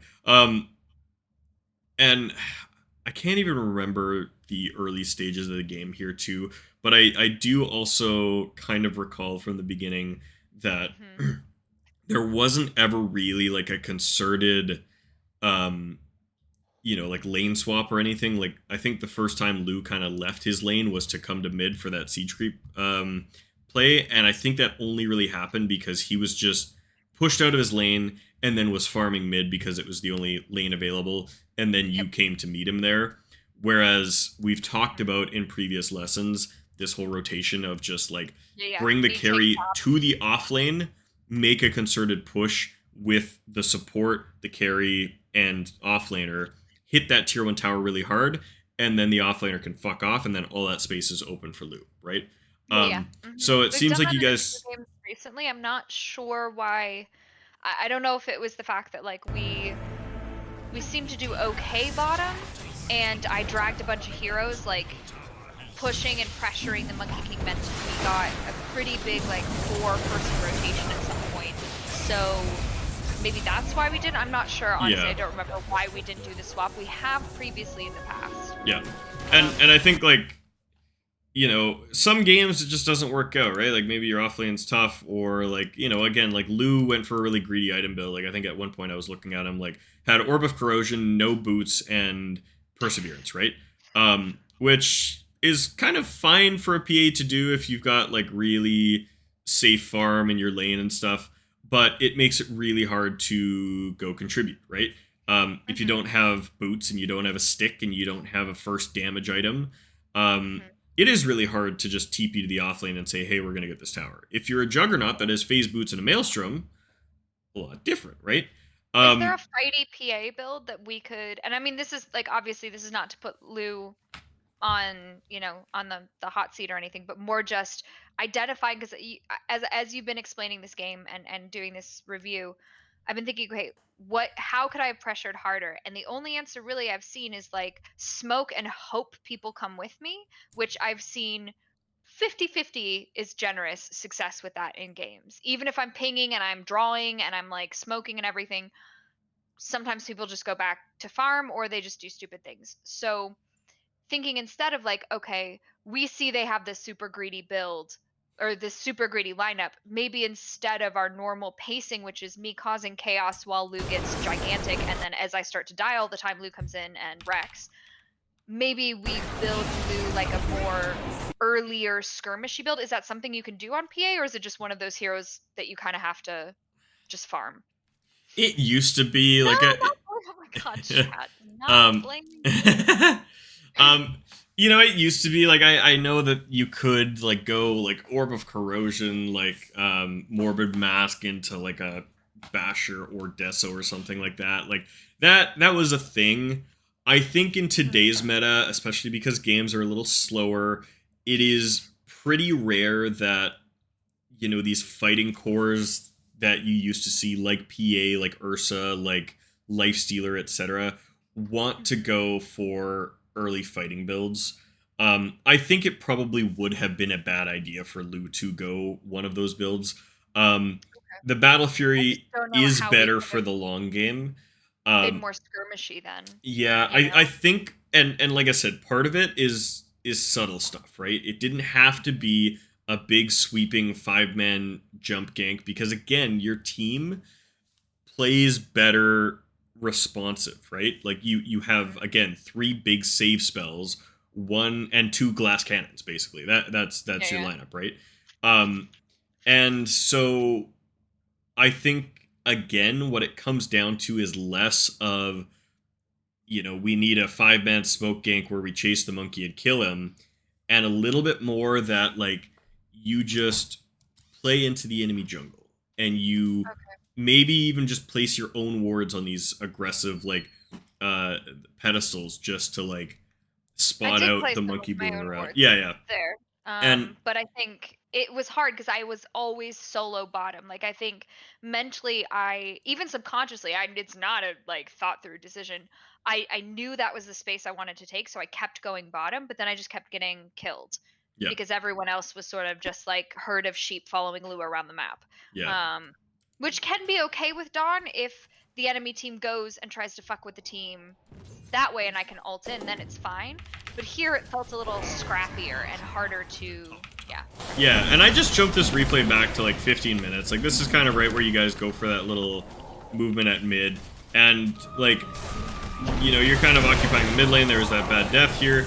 But, like, what I would like to see is, again, this monkey is kind of just farming his Jonak, right? You TP out to bottom, you push this wave, this is really good.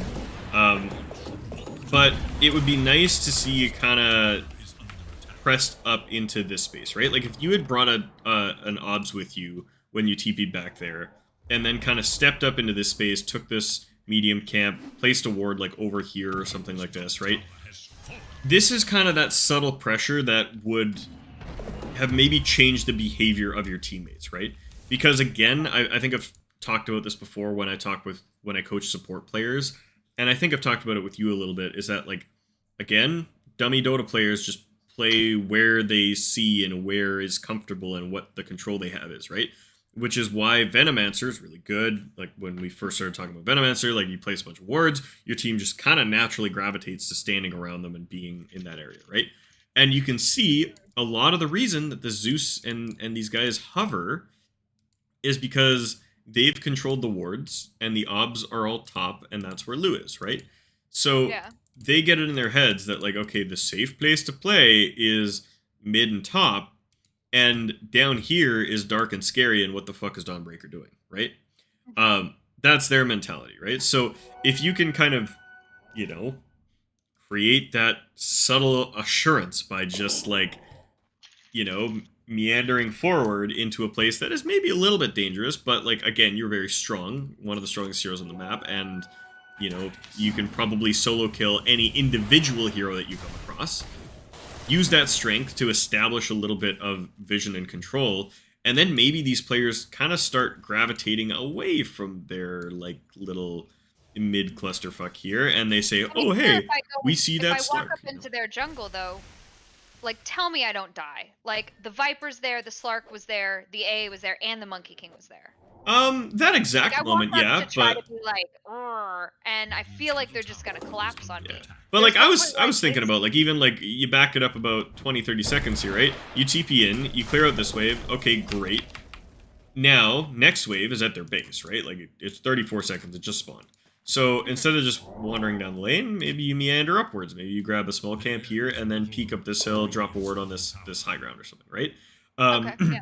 And you can kind of like it doesn't have to be immediate. You don't have to go super deep. They obviously have vision here. They would have maybe seen you if you kind of walked up this way. Um, but even still, like it is just the monkey, right? Um, Yeah. and you kind of know it's just the monkey because they're showing at least 3 heroes on this mid lane. And Ricky kind of hasn't left top, and he's showing now, right? So you know this monkey's solo. You don't see him here because he's in the trees up the high ground. But again, okay, now he shows you have perfect information on where every hero in the game is. Yeah. Again, you wander up here. This jungle is open for you to walk into, and maybe you do get pushed out. Maybe the Viper and the AA turn around and come and find you. But then that's some conflict for your team to respond to, right? If you're kind of starting to scrap, and maybe, again, you kill this AA in a spell combo, right? Maybe he's up a little bit too far here. You just pop him. You just fucking kill him. Slark goes, oh shit, my AA is dying. He jumps over there. You're half health, but these guys have been running towards you because now there's action for them to contribute to, right? Um, Mhm. and maybe they don't. Again, we've been talking about how fucking bad this Venge is. Hasn't casted fucking any spells all game. But, like, at least you're drawing attention over to the right spot, right? You for a support, not a great trade, but if it's you for a support plus vision plus your team playing in the right area, okay, maybe it's better trade, right? Mhm. And again, you respawn, maybe you have your ultimate because you didn't use it because you were the person fighting. So if that fight prolongs, then you get to ulti in on somebody, you save your Zeus, whatever, blah, blah, blah, right? So Yeah. this is kind of the, like, attitude I was talking about in terms of, like, more subtle doer pressure. I don't think that you have the tools in this game to just like chase monkey and kill him. You're not an axe. You're not a centaur with a blink, right? But you can still make an impact by being present in the right areas, taking away the right farm, and most importantly, drawing your passive heroes into areas that are going to impact the game a lot more. The Mhm. reason that this game kind of ends up like it does is because you guys aren't controlling and choking the map, and then the other team is just kind of repeatedly shitty throwing. Like, Mhm. um, had the other team just not died, they would have outfarmed you guys 20 minutes earlier Yeah. than what we're looking at, right? Like we were at When you're talking 49 about minutes or something. choking, do you mean Yeah. like that sort of paint map that you would have of like the green and the red and just sort of like cutting off their territory, or do you mean specifically trying to like funnel them into a certain area? Like when you're saying that explicitly, what do you mean by like choking So the choking the map is kind of the term I would use. The way I define that would be like, yeah, having aggressive wards and making aggressive, maneuvers and displays of threat whenever the enemy team tries to kind of get back into that territory, right? Mhm. The ideal perfect choke is when like you have gotten all of the outer towers, the other team is confined to their base, you have wards that spot out each of the like base exits. You know, you've got like a ward down here and then like a ward on the high ground here. So they like can't leave, and your entire team is just kind of postured in this ring around their base, farming their jungle and their ancients, and they just can't fucking leave, right? That is like the Dota chokehold, right? You can't, and you know, like the other team can't breathe, they can't get any creeps, they can't get any map pressure, they can't move because anytime they leave the base, you're there to scout them, whatever, right? I'm sure you've been in those games where like, you know, you're just Yeah. stuck in your base and you can't fucking leave, and you're like, well, what do we do? And you're like, well, maybe we smoke, but smoking kind of doesn't work because you walk out the base and there's a fucking hero just right there that BKBs and TPs away, and you're like, well, fuck, you know. Yeah. Um, Mhm. so like that is what the choke is. So when I say choke an area of the map, it's kind of do that to the place the other team wants to be, right? Place a ward on this high ground and then just occupy it. Sit here, jump down this high ground, kill this creep wave, you know, cut over here, kill this creep wave, and just have your team occupy this space, right? And you're not choking the whole map. The other team could still go up to their triangle. They could push up the off lane. But the idea is that by doing that in an aggressive position that gets two lanes, is it's always favorable, right? You can always get two tier twos for their one tier two. Yes. Yeah. You get more of the map than they do. Um, Mhm.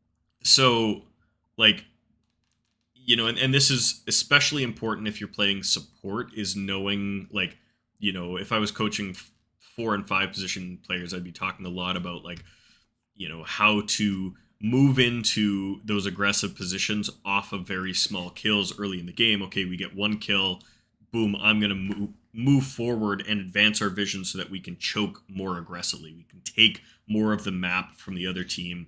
Again, going back to that little MS Paint drawing of the map, like just carve out more of a radius of that, or more of a that pie chart of the map, right? Um, Mhm. and so what you guys like pretty much completely failed to do in this game is establish and reinforce that choke, right?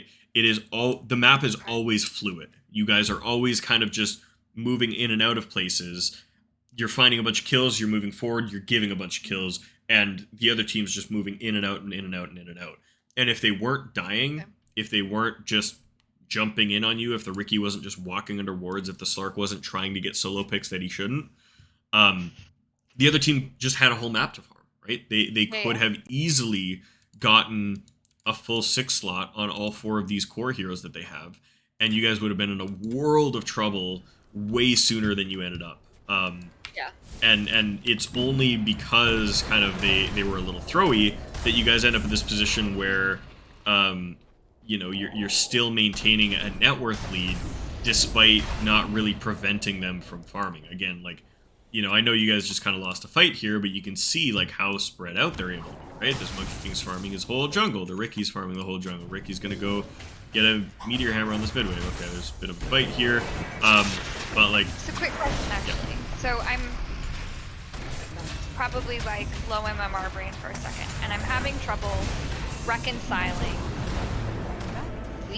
the moments in this game where you've shown that we've pushed, we've taken space, and you're like, you probably should have gotten back here, versus yeah, the moments when you're like, why didn't you hold that space? And I think I feel right now as a player that apart from vision, like having good vision, that's the only indication I personally feel like I have for whether or not we should hold space or get back. But are there other kind of like parts to that kind of decision making process of, when is it the moment to get back, and when is it the moment to kind of hold that space that we've taken? Because I know personally the aggression that you've worked with me to build as an offlaner, yeah, I've I've constantly felt the why the fuck are we getting back? Like, at least if we're gonna fall back, let's fall back to their side of the map. Like, let's not cross back over the river unless we have to.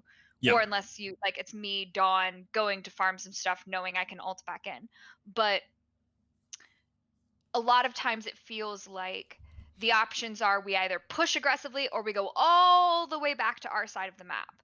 And obviously, what you're explaining here is that with vision and good positioning and everything, we can hold some of this space on the map to choke out the enemy.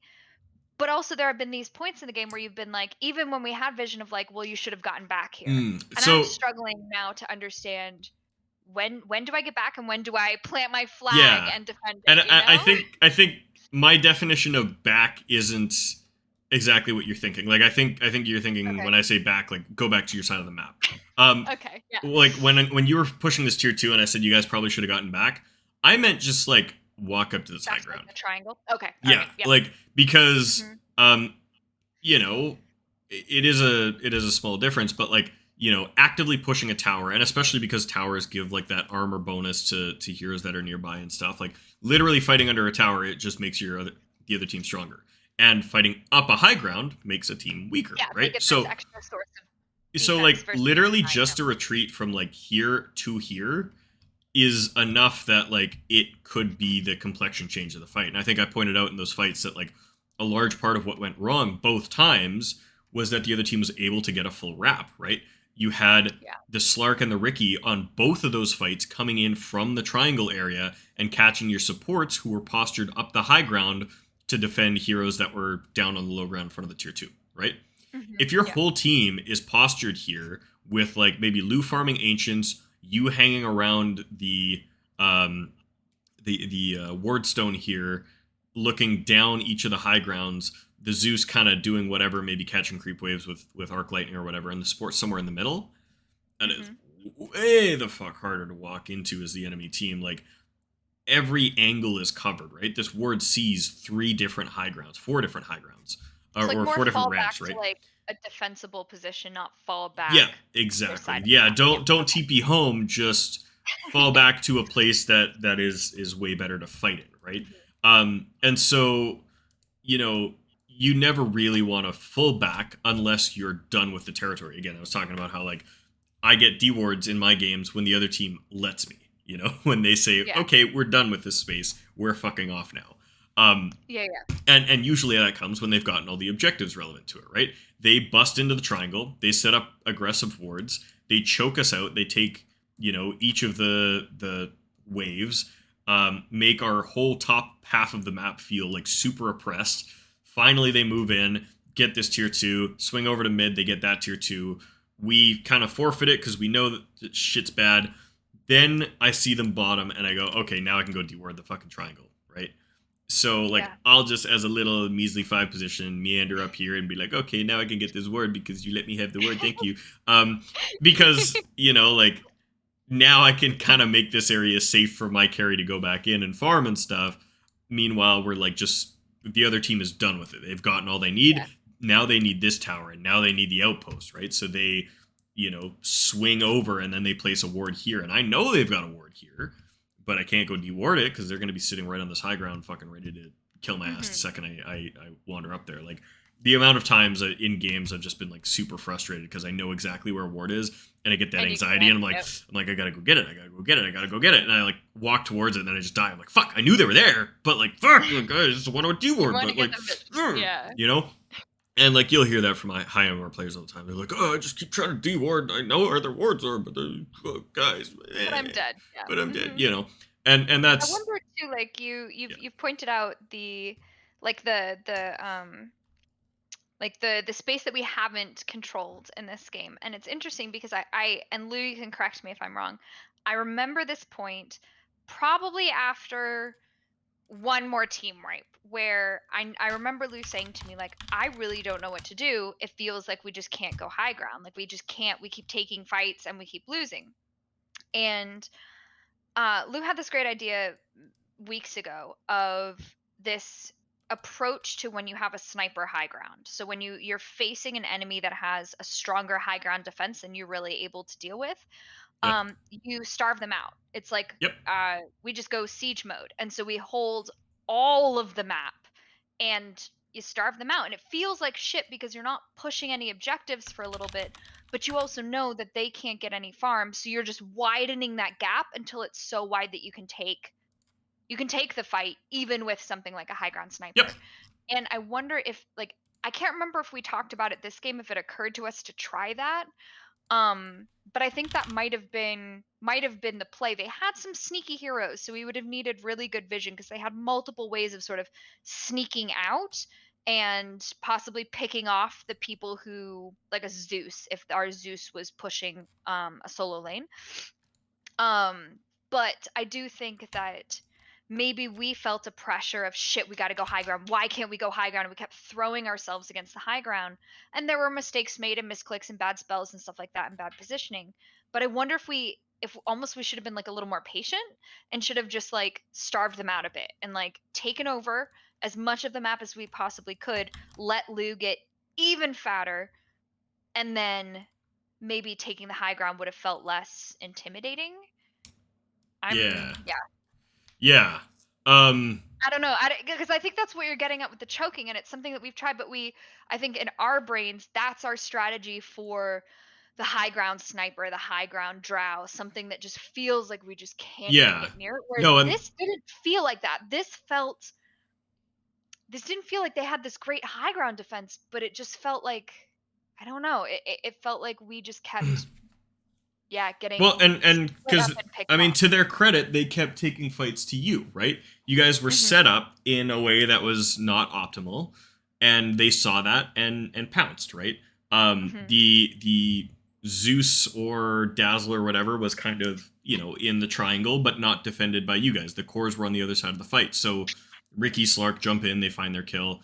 Um, the very first kind of tier 2 fight that went poorly for you guys was, you didn't have your BKB. They recognized that, and so they jumped and killed you almost immediately, and then the fight kind of collapsed from there, right? So, to the other team's credit, they were good about being proactive, but like, you're right that what Lou is saying is very true. When you have a hard time going high ground, right? That is the solution to having a rough high ground. If there is, a sniper treant coddle on the other team, and you just can't get up the fucking high ground, you just sit outside of their base and you occupy it and you make sure that they can't fucking leave, and you just wait and you just wait and you just wait, and you get stronger and you get stronger and you stronger, and you get every subsequent Roche, and you farm and you get higher tier neutral items than the other team, and that net worth gap widens and widens and widens until eventually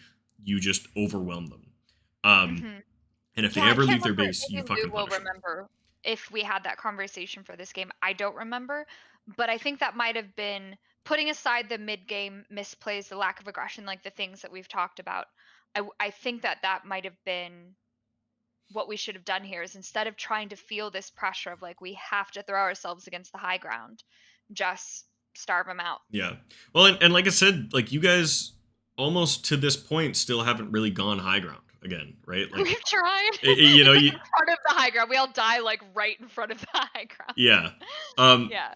and what I kind of pulled up on stream here is I actually have wanted to do this for a while, to have this graphic, and I just made the scene. But like, Oh, it's an um improvement on like the MS Paint. I'm loving this. well, and I Okay. still got the MS Paint thing, but like, if like, this is really what kind of a well controlled kind of choking um vision setup looks like, right? Where, like, a lot of times you'll have like a warden kind of this little spot Mhm. here, and maybe like this spot right outside the base that kind of spots all of this, right? And this is kind of like how I might ward if I was like a dire side support player trying to choke out the map, right?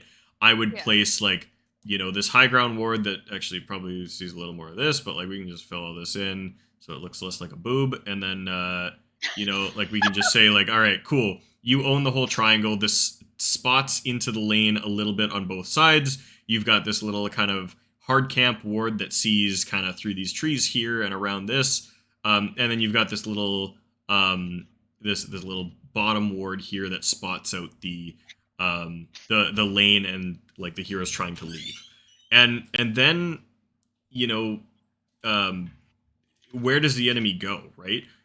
You guys kind of occupy this whole area, and anytime a creep wave spawns, you've got a hero in basically all three lanes, just killing it, murdering it, blah blah blah, like, boom. Mhm. And you can Sorry, ignore Just chat. walking in with no context. Clearly, from the dot and 2 stars, I can see Well, the point. that was yeah. Oh, okay. Yeah. Wait, But did she see the boob or no? I don't know. I think Look at the boob! yeah. Look at the boob vision. It's good. I was joking about how I kind of accidentally just drew. Yeah, clearly. This is a exactly. 2-star tit right here. Compared to. Yeah. But anyways, so fundamentally, you've got this entire area of the map just like you own it, right? And if the other team wants to get out on the map, they have to cross that vision, right? The other team has to kind of like a core that wants to farm has to like smoke themselves up across the map, or like a Monkey King would have to just like traverse the trees all across to be able to get out to here, which is what I'll do if I'm playing carry in a game where I'm getting choked, is like I might just smoke myself through the trees, skip like 2 waves, and then show up out here to farm, right? But you know, that's the counterplay of getting choked out, is that you really have no easy way to just kill the waves until they get to your base, and then when they get to your base, there's chip damage happening to your tower, blah blah blah. Either way, you're farming an entire jungle in 3 waves on Dire, and you're farming kind of like half waves on Radiant. And that's just absolutely the right way to play. Now, for these kind of semi-contains, these semi-chokes that I've been talking about, like early game, you just don't have the resources, the mobility, or the strength to choke all 3 lanes at once. And there's tier 2s, right? So the best way to kind of do that is to kind of the angle's too wide. Yeah. So like at least when you've taken the tier 2s, the angle that you have to control, like the arc, right? That is subtended by the 2 side points, right? Like that space, that area is like literally the surface area is smaller. Whereas if you've got those tier 2s, you've got this much wider arc that you would have to control. So you even I think with like 4 cores, it would feel really difficult because there's all this intermediary space that unless you had a shit ton of obs everywhere, it would be very hard to control. Yeah. So part of why, as offlaners, we want to go, you know, from the tier 1 across to the mid tier 1 and then into the enemy jungle and occupy all of this, is so that we start driving a wedge into that space, right? We start kind of taking away this little box, which undermines the enemy team's control of the of this area, right? Like in blue, like, you know, their control ends up kind of being like this area when you've kind of properly, as the Dire team, invaded here, gotten a ward up on this hill. You can see this whole area. You've taken out the tier 1 here. You've taken out the tier 1 here. And maybe you have a ward on the stone down here too or something, right? So like you've just got this whole kind of area that you're starting to kind of undermine and invade, right? Now it's definitely boobs. But I think this is where sometimes when the enemy's done that to us, so in this picture, the enemy offlaner has pushed up the left-hand side of the map, and we know that they're occupying our jungle. Like sometimes we'll get in this position where we can feel ourselves doing these low MMR things of like trying to take the skirmish to them, but they're holding the high ground. They've probably got vision in our jungle. They're in a good place. So that's a lot of times where Lou and I will be talking and just be like, let's just take their jungle then. Like either there's 1 person, maybe 2 there. So if we rotate as like 4 and we go into their jungle, like we'll trade jungles. At the very least, let's keep it even. And then you get that diagonal line across the map where instead of having, you know, it's almost like the inverse of the river. Like instead it's like mid lane cutting the map into like a top and a bottom, and we're occupying the bottom half.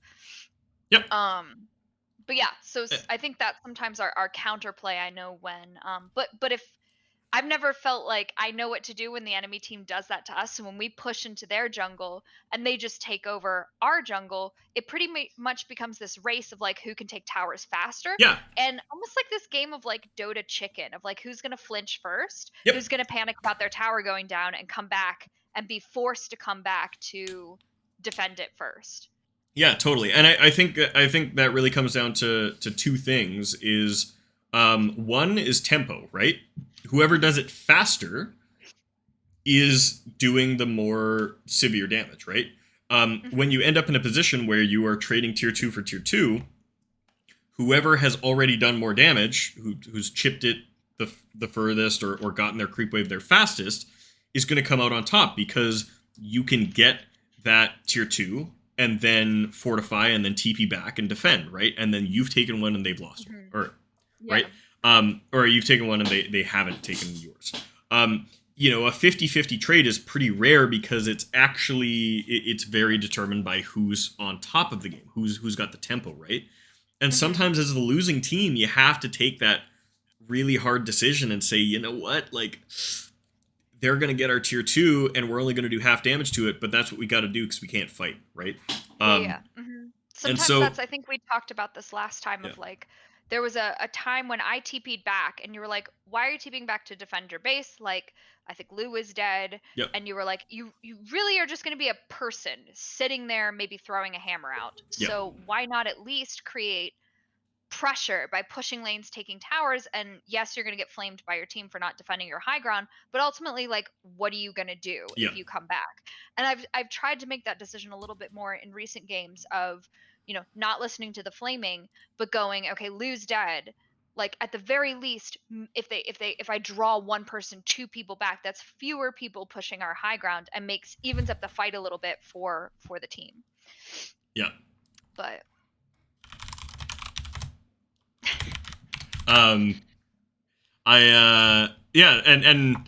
so I think like it's like tempo is what kind of dictates like what decisions should be made in those positions. Like, are you guys stronger? Are you guys weaker? Can you take the fight? Can you not?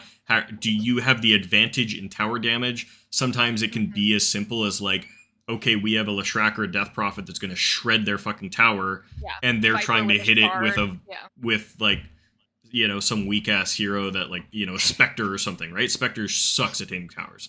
So like, okay, they have a Spectre trying to hit our tier 2. We have a Lashrak and a fucking Beastmaster. Like, LOL, fuck you, we're trading, right? So there's some of those decisions. But I guess what I wanted to hammer home with bringing the minimap up is like, is this, again, this whole kind of movement from bottom to mid to jungle as the offlaner. We've talked about this a lot. Its goal is to kind of drive this wedge in so that you control a triangle of enemy space, right? And then what ends up happening is their control kind of collapses. It's really hard for them to kind of, be in their own space. And then you use that to reinforce it with, vision. You get wards on the cliff that kind of see this whole area, and you can kind of cut down into this area, get creeps, cut down into this area, get creeps, and eventually you kind of move, like, again, your map pressure moves up because you've taken away their creep wave, so therefore your creeps just move all the way to the tower. And then the tower starts taking damage, and you can start just chipping it out. You can kind of just live in this area for a long time because you've got creeps to farm. Like, there's nothing really stopping you from just being there until the other team, like, applies equal pressure back in another area or fights you out of their zone, right? And if this all goes well, you'll take buildings slowly but surely, and then you can relocate, right? I was talking about how, like, okay, you give up the wards when you're done with that space. All right, you've gotten this tier 2, you've gotten this tier 2. Cool, now you shift your focus over to top. You place a ward on this high ground, you control this area, you get this tier 2, and then you go get Roshan, right? And what I was kind of pointing out before was, like, when I said you guys should probably back, that moment that we were talking about before, you guys were kind of on this tier 2 here. You had vision in this area, and then you had a vision on this one as well. And instead of being up in the triangle to defend this, you guys were kind of all just clumped up in the lane right here. Get a hold of yourself, Jess.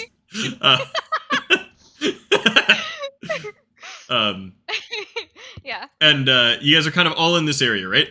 And when I said you should probably back up and maybe Roche, I just meant, like, again, just step up the high ground and just kind of be in this area so that you can jump down and catch this wave as well, catch this wave, and then the other team, what do? Right? They either walk up into that triangle and they fucking fight you, or they just fuck off and they go bottom. Yeah. Either way, you can get waves, and then you can just back up and go to Roche because you see everything. If they want to walk to the Roche pit, they have to go through all of this vision. Yep. Yeah. Whole laps around it for no reason aside from following my favorite just like balancing on. He just went in a full circle 5 times. I inflated one of our inner tubes and kind of just left it in our storage room there, and the cat is apparently just balancing on it for fun. Oh my gosh. The antics of cats. Yeah.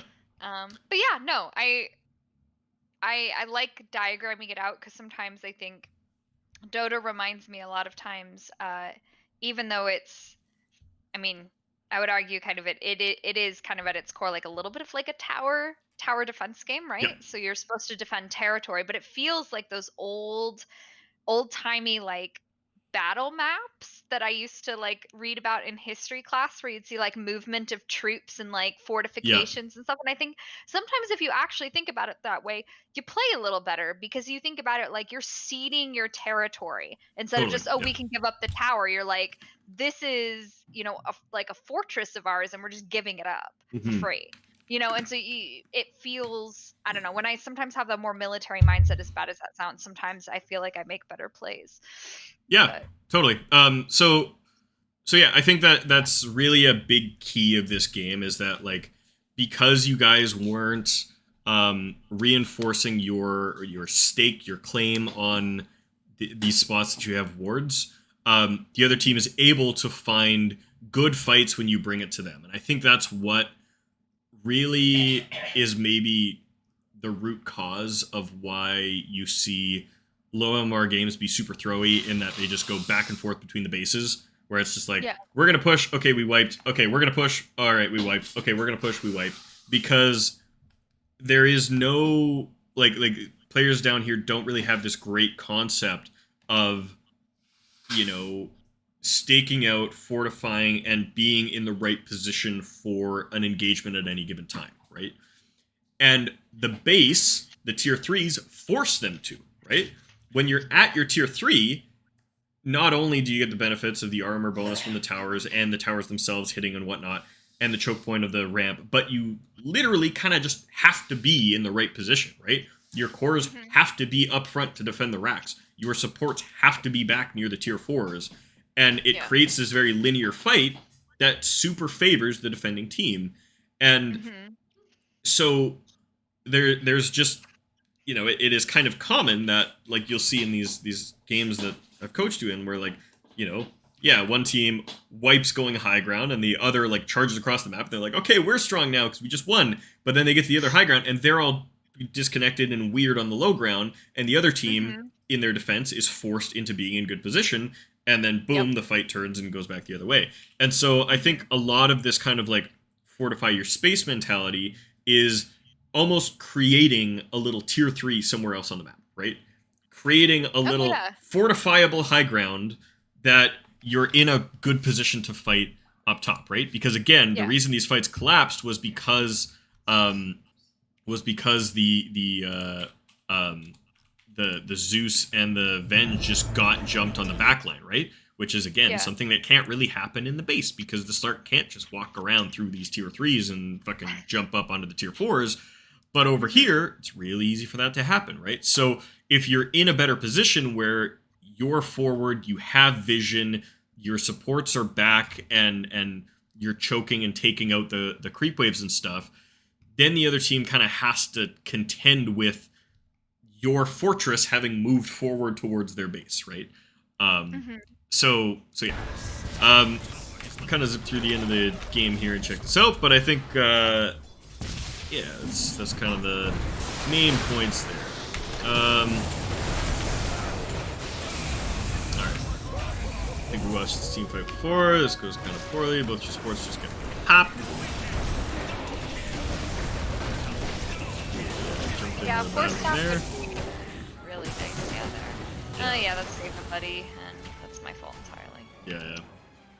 Should have just gone back and let Lou die. Yeah, Sorry. and I mean the Venge dies with another swap on cooldown yet again. So, eey. Yeah, I guess I remember there being more swaps than there were, but it was definitely swaps of enemies, never friendly swaps. I think I buy back. Maybe not. Yeah. Slark dives way too deep. Pressure, cool. Sucks to have 2 buybacks, but it's. I think there I really needed to. Like I didn't save the Zeus, but at least it kind of baited the Slark a little bit.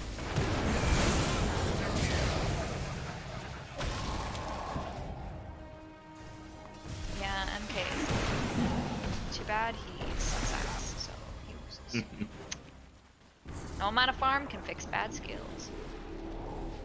2-minute Roche timer, so you guys got a bit of wait. Yeah, I remember this Roche felt like it took a lot longer. Maybe.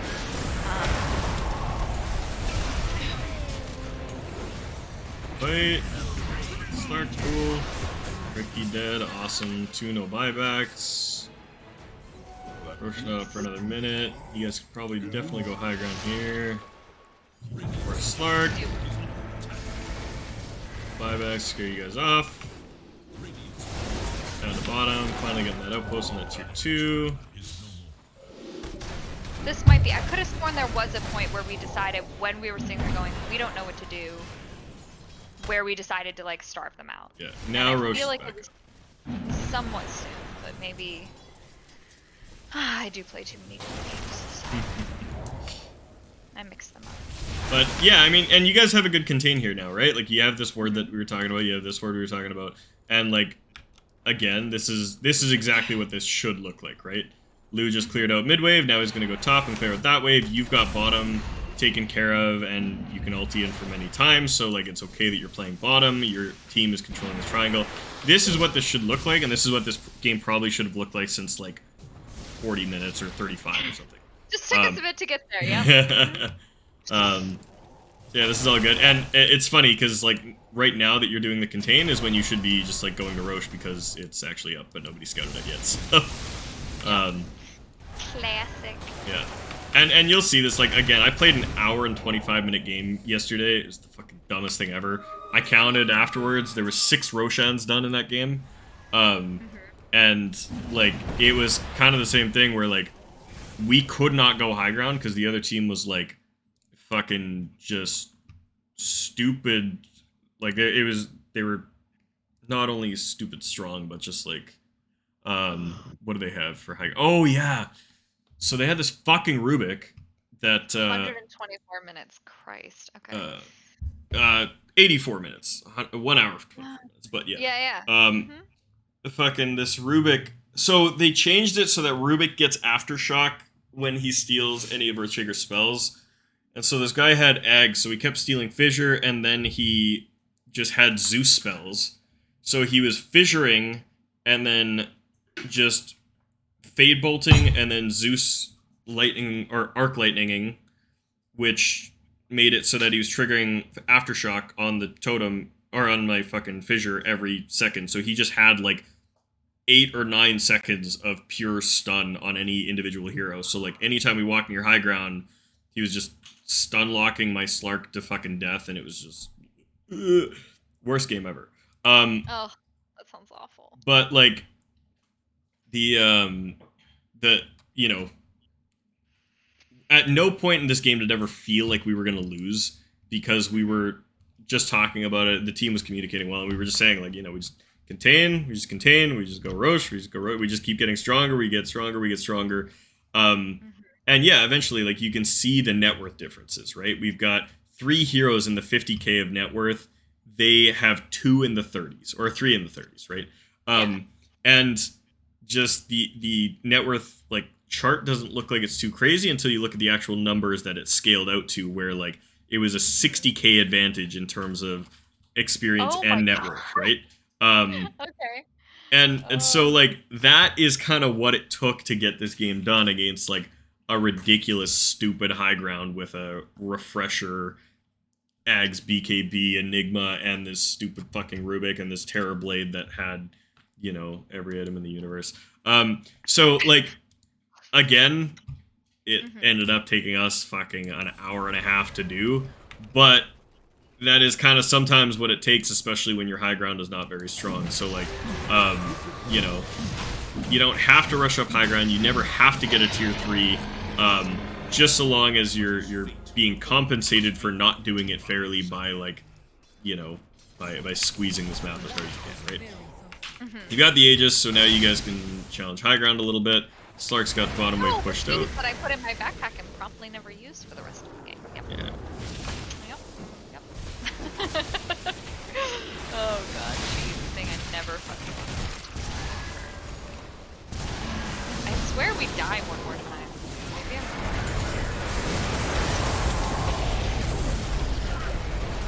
Oh my god. The swap on Lou! It happened! 60 minutes!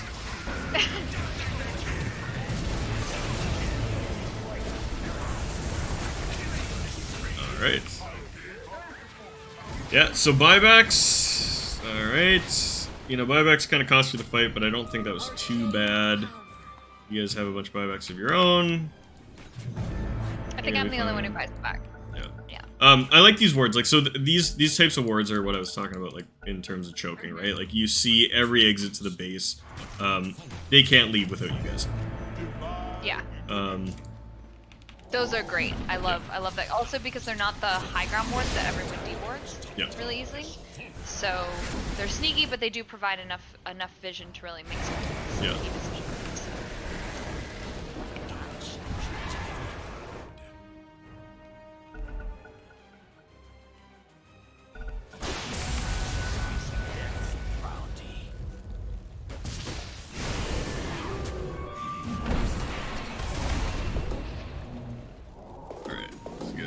Establishing your lanes here, get pushed up. Tier 5 items come out. Stygian Giant's Ring, cool. Got the Viper, no buyback. Ooh, and the Ricky, no buyback. Alright, that should be good.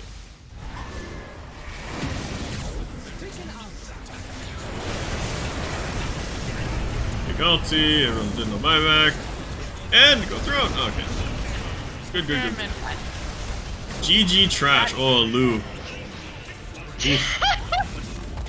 Toxic. Yeah, sometimes we. I'm not gonna comment on some of Lou's.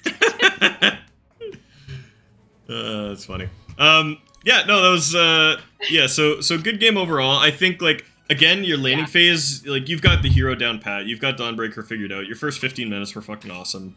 I would say, like, you've got probably, like, you know, a lot of the issues that came down to this game were very much, you know, team coordination based, right? It was, you know, you and Venge needed to be playing together early. I think the things you individually could have done better were, some of that, like, jungle occupying stuff, like, you know, again, like, that mentality that we built up when you were playing Axe of just, like, go in the enemy jungle, stand there, find people, blink on them, no cares, right? Like, the reason that works well is because it draws attention to that area of the map. It forces the other team to respond to it or give up their most valuable space in the map, right?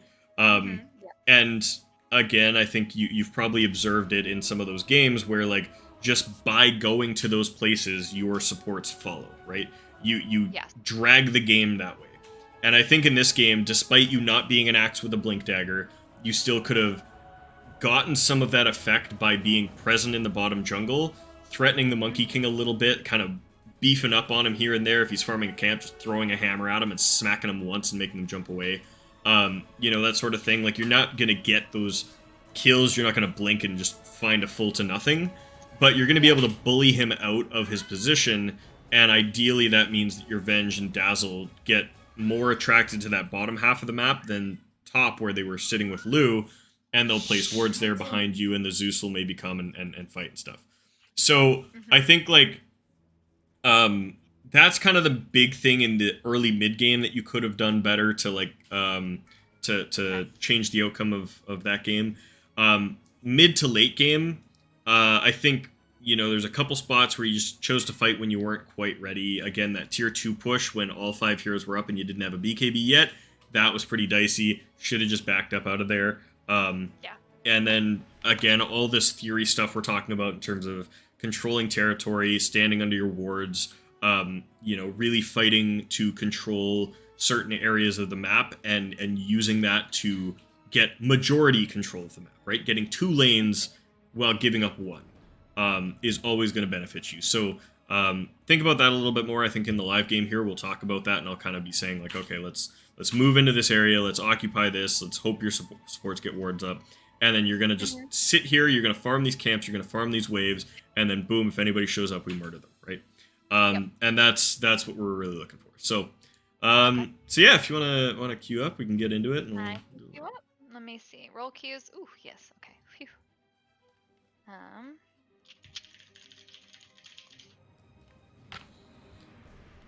Occupy Lane Street. Lou won't be joining because he's butt face and is deciding to be social with friends instead. So. See how it friends. is, Lou. Yeah. Okay. Abandoning me to randoms. Oh, that was fast. Okay. You get a game? Yes. It still says fighting match for me, but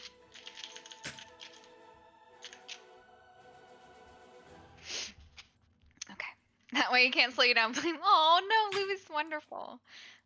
We banned the fucking Tinker because Smurfs play Tinker, and I hate Tinker. So, indeed, indeed.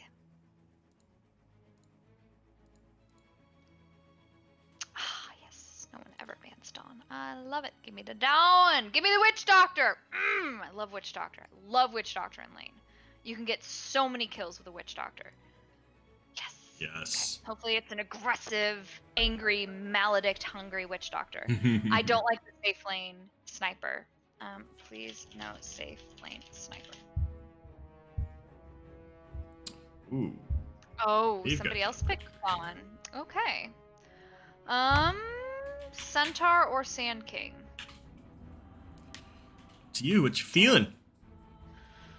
I want my Dawn.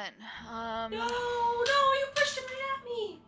I'm Um, kind of feeling the Centaur. yeah, I was gonna say Dawn and Pudge are yeah, either works. No? Dawn and Pudge are both kind of goodish against Centaur, but Centaur's pretty good with the team you have. So Okay. yeah, whatever feels good to you.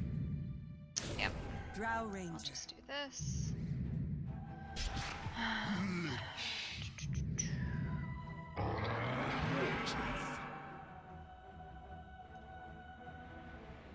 Okay, we do have a safe lane sniper. I'm really not liking the safe lane sniper. I've never played Timbersaw before chat, so I'm not going to start playing it in right for the first time.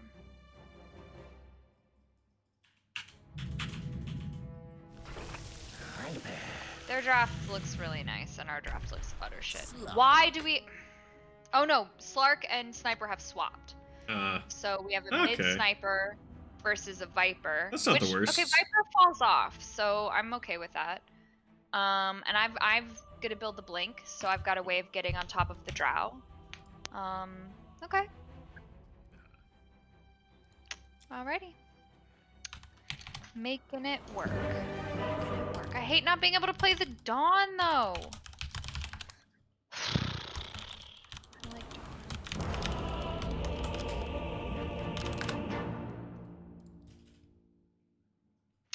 Alright. Gotta remember how to play Centaur because I've literally been spamming Dawn for forever. Okay. The time for preparation is short. Use it wisely.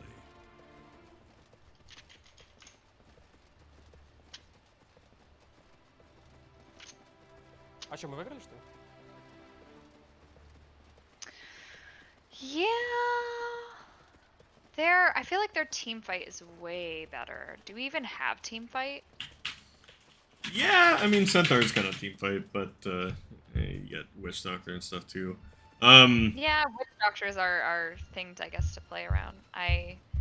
They have like so much shit and Pudge and Lich alt and ugh. Yeah, it's gonna be rough. I think this will be a very good pipe game overall. You're probably gonna want to just go straight into that Hooded Defiance from lane. I don't know if you even want to bother with Vanguard. Yeah, The that makes sense. Yeah, it's a lot of bullshit. All right. Oh. No, this is not the time to get sleepy. Just wake up. And I have fumble fingers enough. I don't need more fumble fingers. Oh, bye-bye, Witch Doctor. Sucks to be you. Haha, but you didn't get the ward for it. We got 3 of them. Take our witch doctor. No. А что, мы выиграли, что ли? Sorry, witch doctor. I just fly yourself out like a second set of tangos, just right to start out the lane. You're definitely gonna need him with the Lich and Lich and Drow. I think you're probably gonna end up clicked a lot here. Oh yeah. I love winning.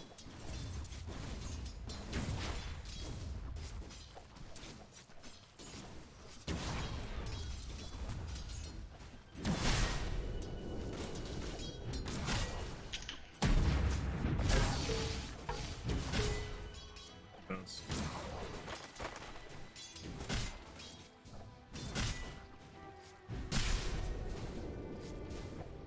Alright, lane should push a little bit here. You've got a doubled up range creep, so if you just start denying and kind of pulling it back, just be ready for the other team to hit level 2 before you, because you could end up in a situation where there's a Frost Shield and a Frost Blast, and you're Frost Arrowed, and just very cold. Yep. Radiant's courier makes the ultimate sacrifice. Ooh, nice courier kill. Love that. Good job. Come on. Come on, Jess. Alright. Gotta remember how to last hit with Centaur. It's been a little bit. For fuck's sake. Alright. He's got insane damage, so you can go a little earlier than you probably think. Yep.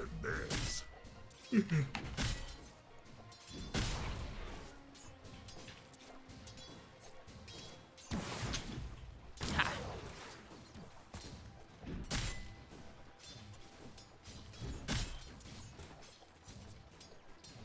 Do-do-do.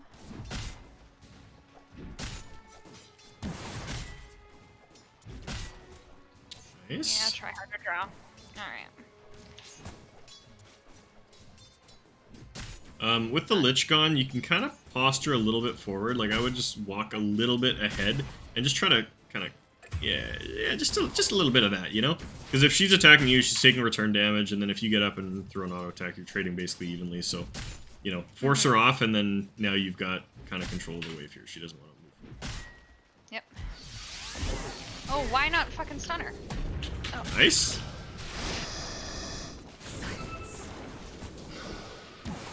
Side here. Okay, buddy. Bullseye. Oh fuck, I messed that up. Alright.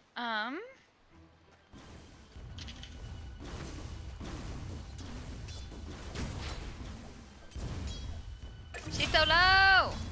Sorry. Alright. So much skirmishing. Lanes feel a lot more skirmishy than come here, little bean. Come.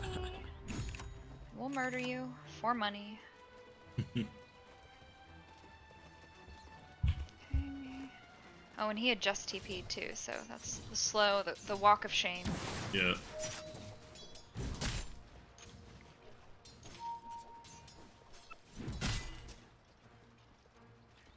Go! Oh my god. Okay, yeah, go, chase. Go in the trees.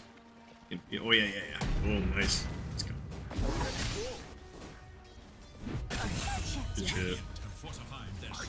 Alright. I'm gonna stack this. I need 2. 1. Stacky, stacky.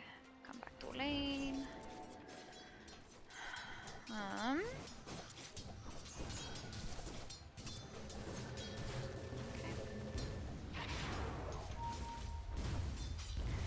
If I ping it. Would I ever will play they Dota do with a it? shitter like me? I have not touched literally. I'll play Dota with anybody.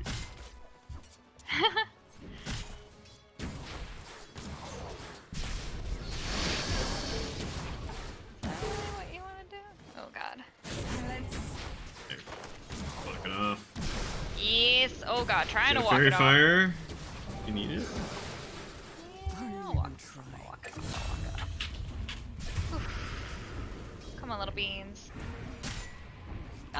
To me. I will not hit this one because I am bad at last hitting under towers.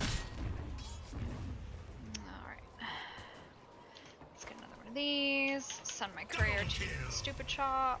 Oh, great. Well, shit.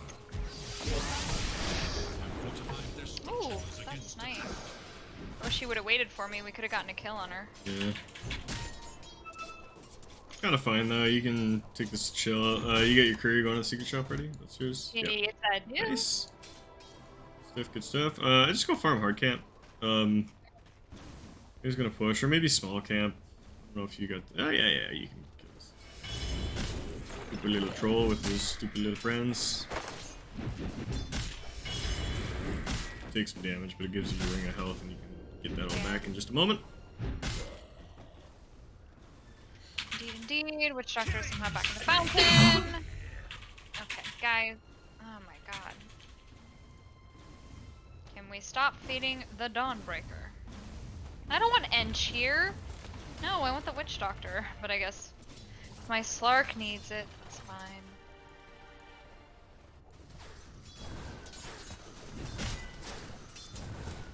Yeah, this is kind of fine. Like the Lich attacking you, like he's doing more damage to himself than he is to you, so. Yep. You can just kind of let him.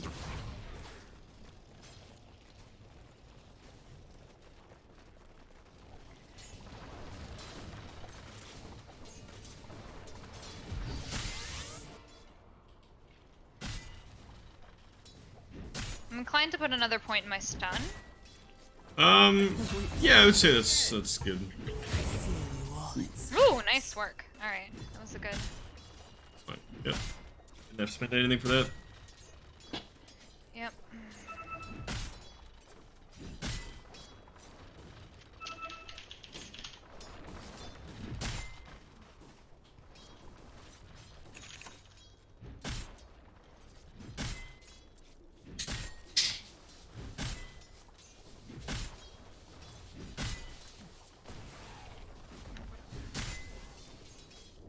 Okay, the Witch Doctor's fucking around with the. Damn it. Come on. Okay. Got the Team! Viper rotation. Not. That's alright. Just focus on your own greed here. Like, just get the wave and then go hard camp pretty much as much as you can here. Use your health as a resource to rake in as much gold as you can. And really look at... I think you might want to go phase boots into the hood.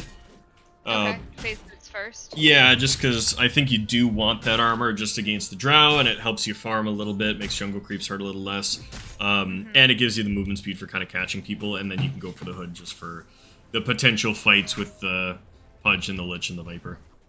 Yep. Really kind of push up on this drow and posture a bit. Like, I know she's kind of under a tower, but like, yeah, just smack her a little bit, invite her to attack you, and maybe even just like push under the tower and cut a wave as the wave comes up here. Like, you're kind of fine. Okay, yeah, you can walk this off.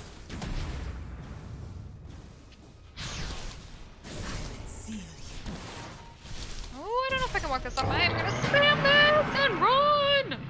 Alright, cool. This Good is a back- stuff. And actually, that helped out top a lot too, because they were just about to fight, so you just assisted in killing Pudge, and I took the Dawnbreaker too. Beauty. Okay, nice.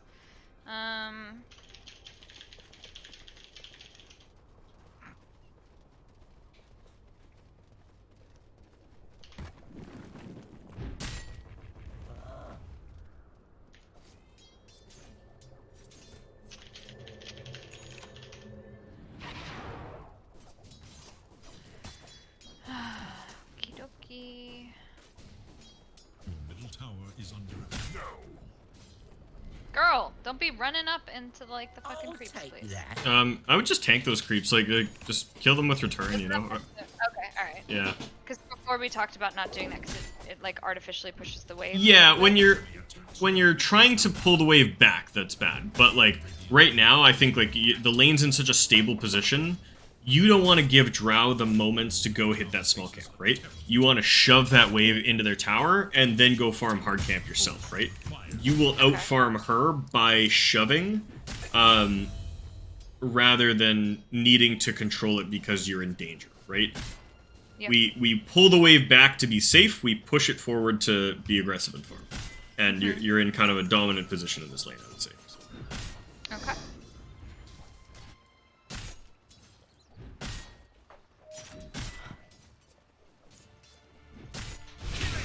Oh, there's a double damage, my dude. Oopsies. Double damage. We're gonna go through here, like this, and grab the yummy creeps and take them through the yummy creep zone.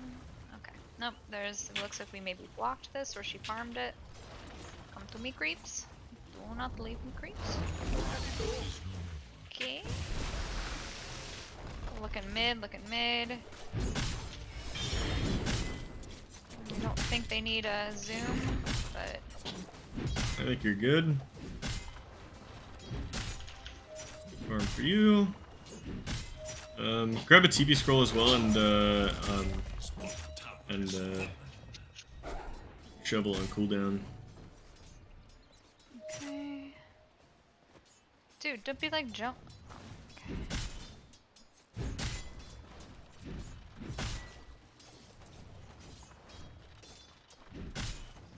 Oops. Alright, Alright,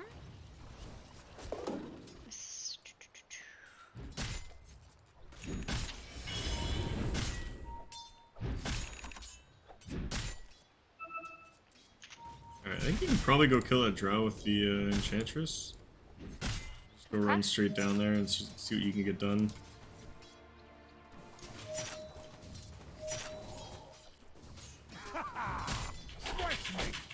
I would stampede for it. Ooh, there's a viper. Get him. no, I'm gonna die here. Yeah. I was not expecting that viper. I think as soon as you saw him, you want to just turn around there, but that's yeah, that's fine. Yeah. Missing bottom.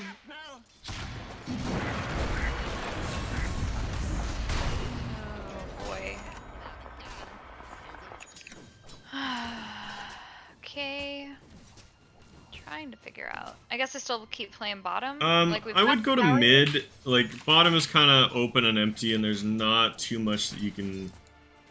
I just don't want to give the drow free farm. You know, that Yeah. feels kind of bad. But I know that his ult's on cooldown because he just used it on me, but Yeah, it's not a super long cooldown though. It's like 50 seconds, so it'll be up in probably another 10 or so.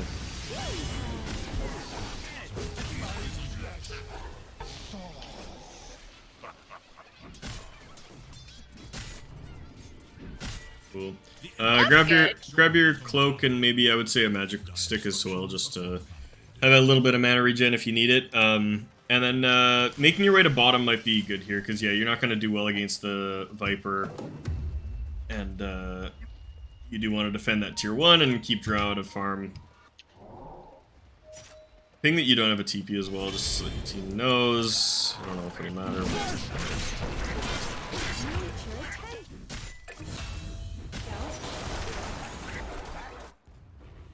To your bottom tower. Let's let this Drow a little bit. yep.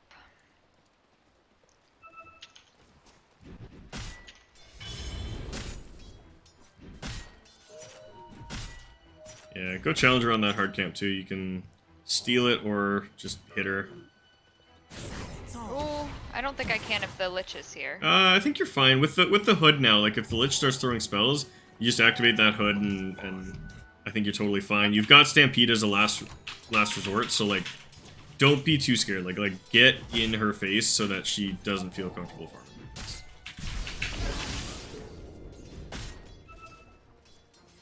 Okay, well he just used The forest cloaks me. Maledict and shit.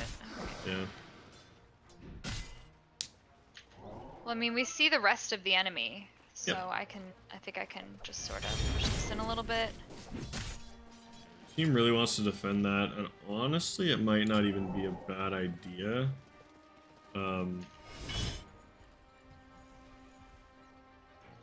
Yeah. Keep an eye out. It might be worth TPing up to top. Just because you guys already have their safe lane and they don't have yours, like it might be a decent. Okay, yeah. Is under attack.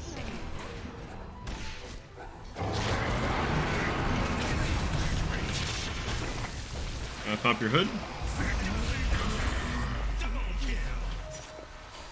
Whew. Nice. Alright. Alright, cool, good. Still lost the tower, but that's just fine. You guys got a pretty good, good little exchange out of that. Looking for, I'll get another TP coming out. Doctor ordered.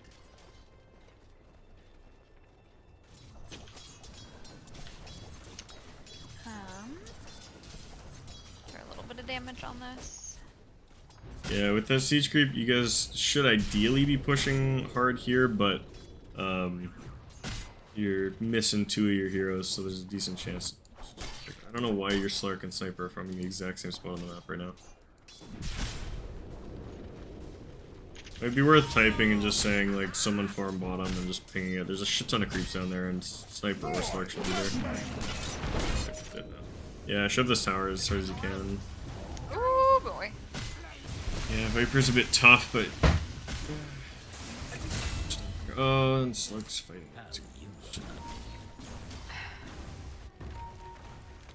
Alright, so let's go stand in the enemy jungle. Go do what we talked about yep. in last game. I'll go bottom first, and then push that out, and then go into the enemy jungle. I'm going to send myself out a TP and probably some wards. Yeah, because there's no tier 1 for you guys to defend anymore. Top and mid is gone as well.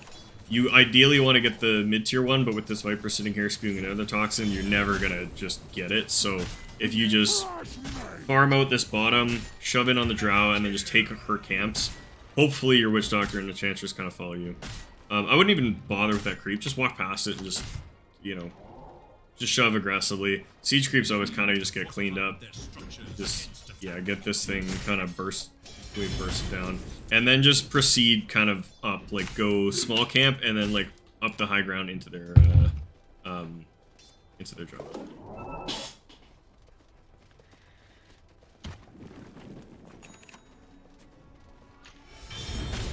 Could've sworn I tried to buy a ward, but someone else bought it first. Yeah, no, go up in the jungle. Yeah, just don't even wait. Just... I'm trying to help the okay, people get out. So someone All right. has farmed this. Yeah, that's fine. You can be a little chill because you just saw that there's 2 people kind of at their mid and they might just swing down towards you. Yeah, be a little careful now. You're probably getting run at. Okay. Get back. Oh, Yep. Lo and behold. Alright, well that's 4. I know I should expect death.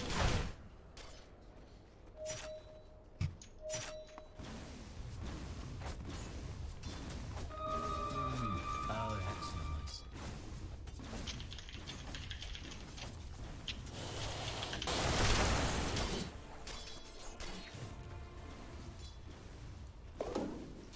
Okay, or not, bro. Alright, so you get your blink. I would grab your own smoke right now and just like do what we talked about. Like I would TP to mid, find this Witch Doctor and maybe the Ench, and just like smoke the 3 of you, and then just draw a bunch of lines into the jungle and just go there. Grab anybody that'll go with you, Slark, Enchantress, who cares? Just pop the smoke right now. Yeah, just go, and then just like draw lines down to. Yeah. This is good. This is good.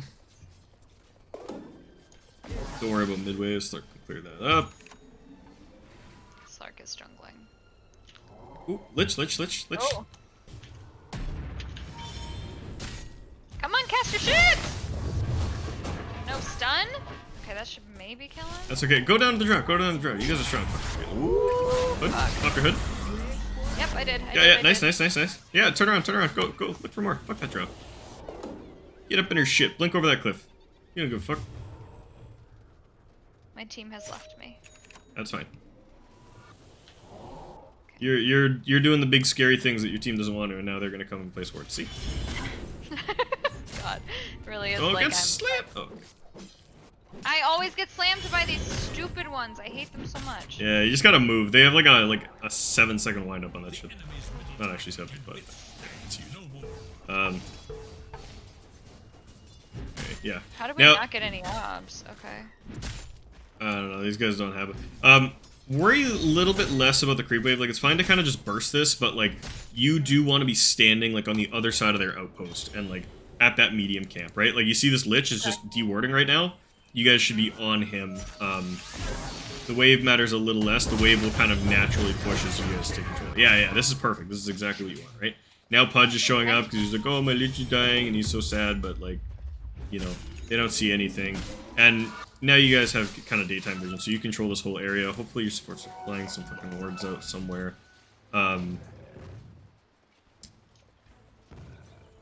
Yeah, like you don't really have to do much here, right? You're creating tension. Yeah. So like you can just farm this medium camp up above. Don't go down to the wave. It's a little too close to the tower. You risk a Pudge hook. Maybe somebody TPs in and grabs you. But like you can farm this medium camp and maybe just hook over to mid after and like get the creep wave there. Yeah, you can walk out. Cool. All right, that's fine. Yeah, go get the mid wave. And you guys, like, if you had wards, you'd be able to maintain this pressure a little bit better. But like, but yeah, like this kind of posturing is really what we want to be doing here. So, you know, again, you guys kind of had to give up that position, bring another smoke out for yourself and for your team, and just go do the same thing again. Because yeah, you can't afford to kind of give that up, and your team is kind of collapsing because they're shitty and not buying wards.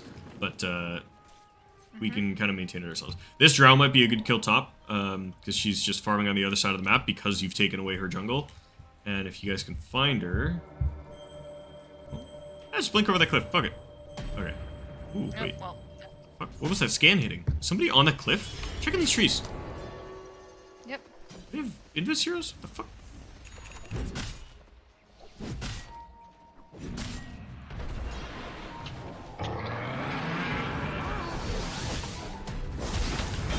Bam! Nice. Good kill, good kill. Nature attend us. You got that smoke, get that in your inventory, and then just like, as soon as this mid wave is cleared, just smoke the boys again and go, go run down into their jungle. Grab that haste stream too. Yeah, just smoke it.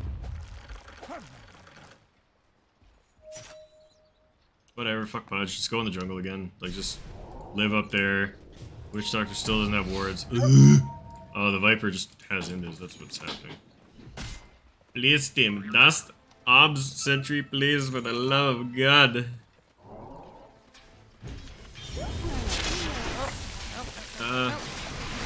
No, this is a get back situation. Yep. Save your sniper if you can. Okay, he's out. Yep. Okay.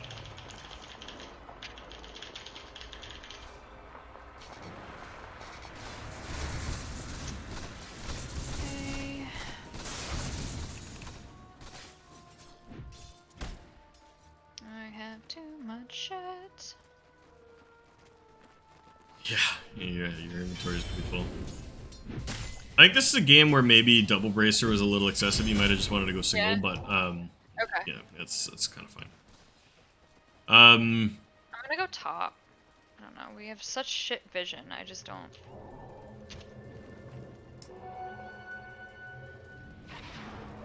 Looks like they're farming the same space again. Whatever. Yeah, your cores just love being on the exact same lane. I'm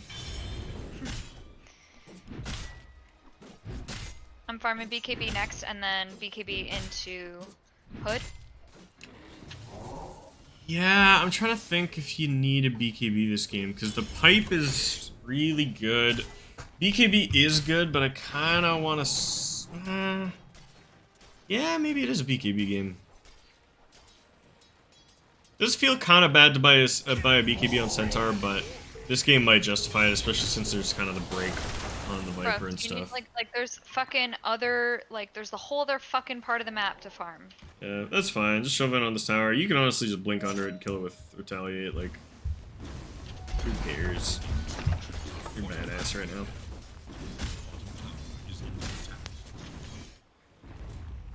The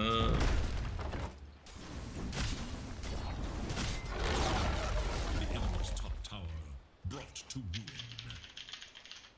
Alright, so there's dust and wards on your Witch Doctor now, which is good. Are there still smokes, or are you guys still bought out? Yeah, we're still bought out. No, no, no, don't leave. Oh.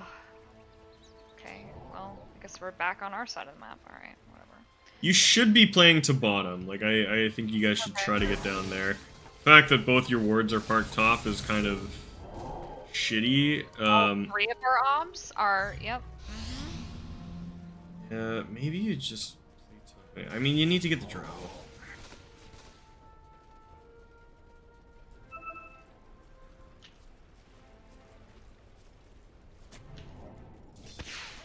Jesus. Alright.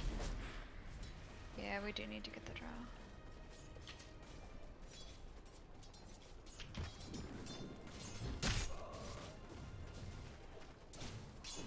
She's mid.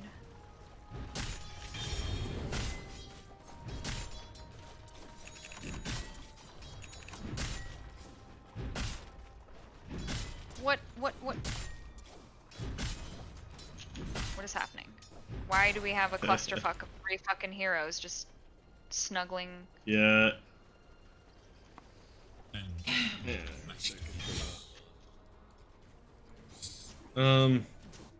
Oh yeah, that's fine. That's fine. That's fine. Yeah. I'm trying to wait. I'm bringing her so that the fucking. Should be okay, actually.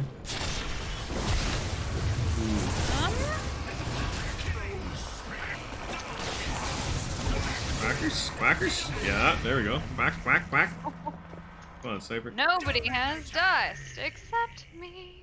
And Yeah. she killed Clark Top. I almost told you to just dust randomly, or just so that Oh yeah, that's they a would good idea. they would I have should've been done that. dusted after you died. But yeah, that's right. I thought your Witch Doctor was gonna live longer than he did. So, alrighty.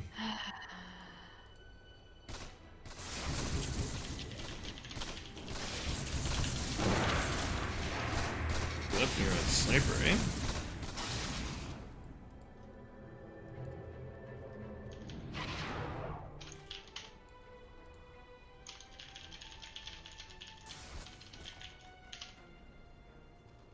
Okay, so they both went top because we just want to have cuddle parties all over the place.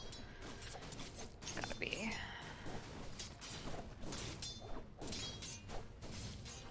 Like, this is where it feels hard to.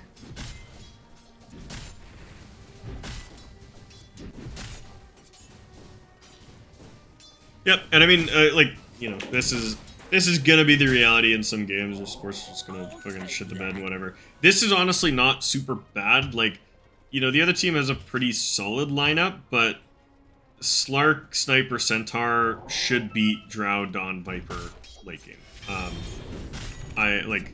If this game is perfectly static and both teams just farm their side of the map for 60 minutes, I think you guys do still eventually win. So you're not on any, like, hard time pressure to you know, make certain plays. You just want to keep the Drow from accelerating, right? And her build is very static. She went for like a Silver Edge, so it's not a farming build that's going to accelerate her ridiculously fast. And Sniper is farming with Maelstrom Mask of Madness, right? So I think overall you're still in like an okay position. It's, you know, it's not game losing that this has happened. Just kind of continue to try to egg your team into playing more aggressively, because if you do break out with one smoke into the other team's jungle and get an obs or two down, it's going to mean the world, and you're going to start being able to kind of choke out the other team versus just trading and trading and trading and trading and trading. Because that's where you really excel. That's where you start getting ahead in games. So, yeah, getting this smoke out will be good. Yep, I'm getting the smoke sent out.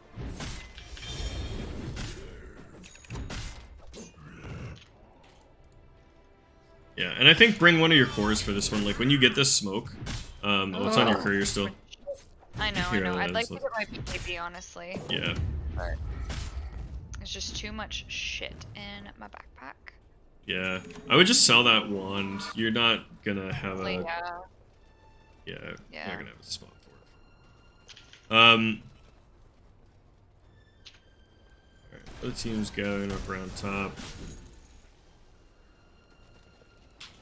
I don't know if you want to wait for your BKB. Like, I would just try to get everybody smoked if you can. Okay. And like, yeah, your BKB is close, but like, the other team is also very close to a few of their items, and I think you're just stronger without your items than they are without their items. Yep. Oh, double damage. I got the smoke coming out, so that would be good to time that. Yeah. The sniper can get this. Gets glimmered by the witch doctor. That's good. Oh my god, that's so funny. Two fucking idiots just in his. You guys. Ooh. Okay. Yeah. Stampede for this. Go save your sniper. You can get him there. It's...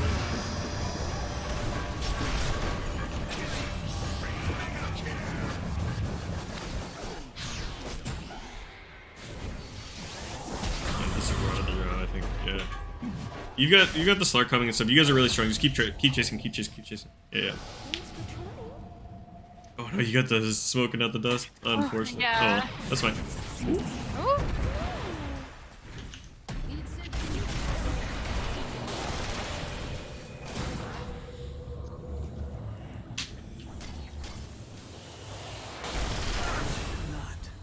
Okay. You never felt more shit, did you? Alright. 308. Okay, the wave should be here Yeah. shortly. I cut it. It might have actually just passed. Yeah. Yeah. Nope. There it is. The sniper pinged out a obs on that cliff there. The Slark. Saw it with his passive, so you can go get that D-Wars for some free gold.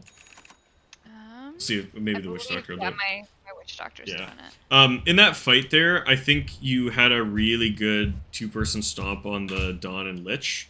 That would have probably saved your sniper, but you kind of went past it for the pudge. And I think if sniper lives in that fight, you guys get an easy Roshan there. So that was something to kind of maybe look at if we go over replays later. But this is good, I think. Just want to get out of here. Just blink out. Yeah. Okay.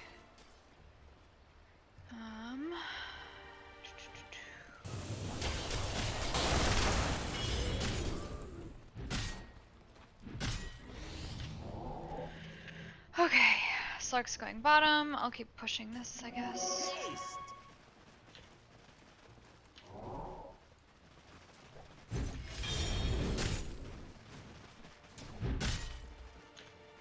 I do have TP, so if I see that we're making a play, I can absolutely TP bottom to back them up.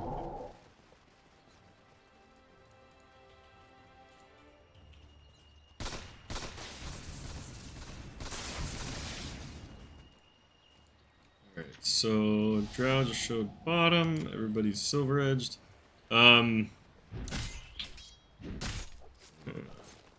I think you're kind of content just chilling and farming right now.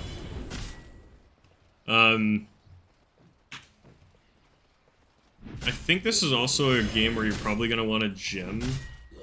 Okay. There's a Thinking Glimmer harder? Cape and 2 silver edges on the other team right now, so like, Yeah. Fair enough.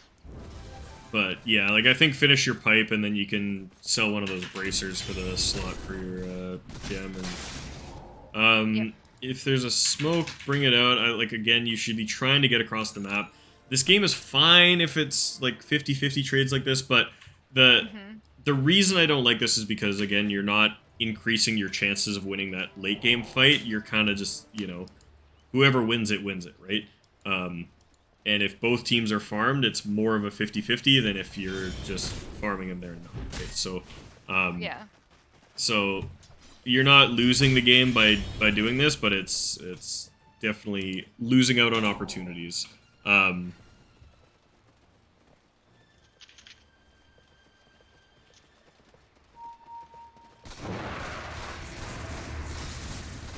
you can just smoke these three of you and just kind of get ahead of the Slark and just kind of run in.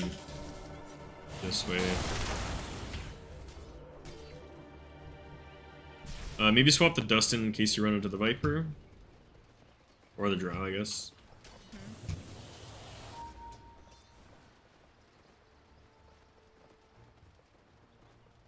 Okay.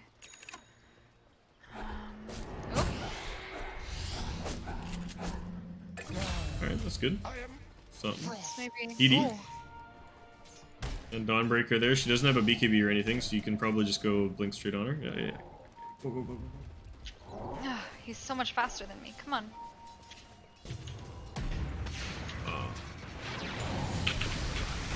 Dust just been pipe. Yeah, yeah. Good shot. Hell yeah. Oh, Drow's behind you with like 1 HP. Just right over here.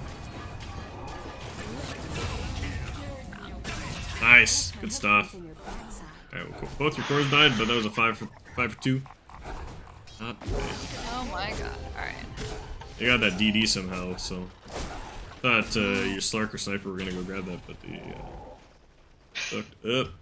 But all good. Blink ahead, blink ahead. Yeah, okay, never mind. I was just trying to get you to get ahead of the creep wave so that you could take the tower aggro and do retaliate damage on the tower. Oh my god! Retaliate does a ton. You could probably go up high ground if they don't have buybacks. Like, it's just Lich. I just blink up there so that you, again, retaliate just on the tower. It's fucking huge, and you regen enough HP that doesn't really matter. Alright, yeah, you force the fort. That's all good. Go back, get the outposts, and shove bottom wave. So now that you guys have kind of, like, established this, like, look, you've got that cliff ward we've talked about so much. This is where you contain, right? So take the outpost. Yeah. Jump down to bottom and cut the wave. There's a wave that's kind of traveling, like, right here. Okay. And you can, I think if you go catch that big wave, and it does feel a little bad to walk too far away from your ward, but like you do want to go clean up that wave so that your creeps start pushing back. Everyone's getting all the way back. Yeah, just kind of ping that area, draw circles around it or something, clean up the like creep wave, and then whatever. I think your team wants to go Roche, which isn't the worst idea. You guys just don't have control of the area right now. Now get back into the jungle. Like, start heading for your wards again. Run straight across to where the Drow is and, like, just bully her. She's there alone, I'm pretty sure. Pudge showed top, Lich is showing middle. So, yeah, you can probably just channel that shit again. Enchantress is coming back towards you. Slark is nearby. Sniper's the only one not there, but he can TP to the outpost once you capture it, so... yeah, move forward and prevent the Lich from dewarding, right? Because he's looking for it. He knows there's something on that cliff. Get in his face. Try not to let him hit it. Yeah. Yeah. Fuck you, buddy guy. Fuck out of here.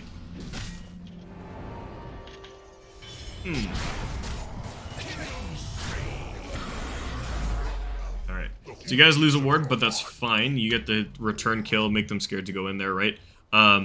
So this is kind of what I was like, you know, if you're a little bit closer, if you kind of run across the jungle a little bit faster, you might have stopped the Lich before you got that D-ward. All good. I would head to Roche. You guys did lose that ward, and your team is there, and one hero's dead. I think it is a really good Roche play. So if you can kind of walk up that high ground and be the buffer to allow your team to kind of establish vision around there, that's the way to be. It's fine to kind of give up the jungle. You're done with it, right? You didn't get the tier 2, but you got a different focus right now. So Yeah.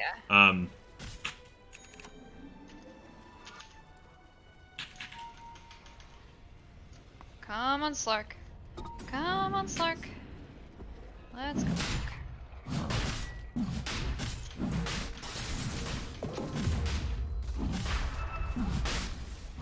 Okay, nope, now the team has said no. Just back out a little bit. I think Sniper's gonna come. Just... Yeah, you can go back in. You can go back in. Sniper's there now.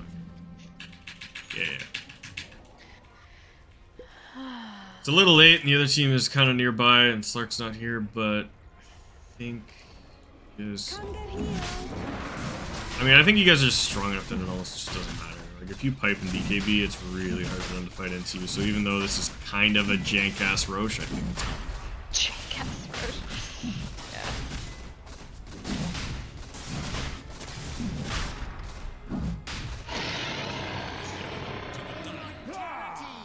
Cool. Fresh meat. Now, I would draw lines, like, down into their jungle, and then, like, circle that outpost and the tower and stuff. You guys want to be down in this, yeah, area. You want to get that outpost back. You want to control that area. Use that ward that you have to kind of, again, choke out those 2 lanes. Sark's already pushing bottom. Too. Yeah. Yep.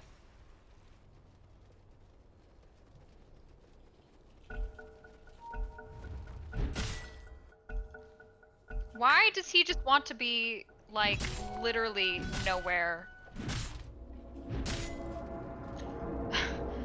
Okay, come on, buddy. Yeah, cool. Watching, I see the drow top. We're missing everyone else, but, like, we're also all here, Yep. so... Yeah, that's fine. Oh, yeah, yeah, get that. What are they doing? That was a shitty go. They just threw 2 heroes at a fucking enchantress? Like, okay. Alright. Yeah, cool. Like, take that into the tower, go high ground. Like, ping this tower like a mad motherfucker. Don't. Yeah, yeah. Winning. You guys should be on this tower and probably up high ground afterwards, too. I would go diving. Like, you're not scared of nothing right now. If you see that lich, just chase blink. Like, just go under the tower. You can tank the tower. You're strong as fuck. 3.5k HP. Can't do nothing. Yeah, blink on that drown. Blink on her. Blink on her. Fuck this. Oh, she's right out of range. Okay, alright, chill. Alright. Okay, alright, BGB force. Pipe. Sniper's got the... Aegis, What the yeah. fuck is this Waiting. fish doing? Fish, hello? Oh, you got a heart of Taras. Get that in there for the racer, at least. What? Sorry? Oh, yeah, shit. It arrived in the middle of the fight. Yeah, all good. Alright, you guys might have to chill here. You lost the Aegis. That's fine. Just kind of, like, maintain the contain a little bit. Slark wants to get the tier 2 top. I think you guys should swing over there and get the wards up. Again, you can kind of abandon your wards now because you've gotten what you need to out of this territory, right? You've got the tier 2, you've got the outpost. God,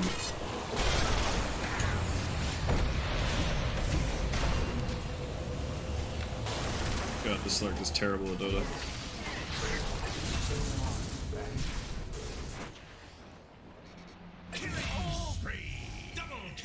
You might want to just like stampede and blink into those trees and just oh yeah, get the drown.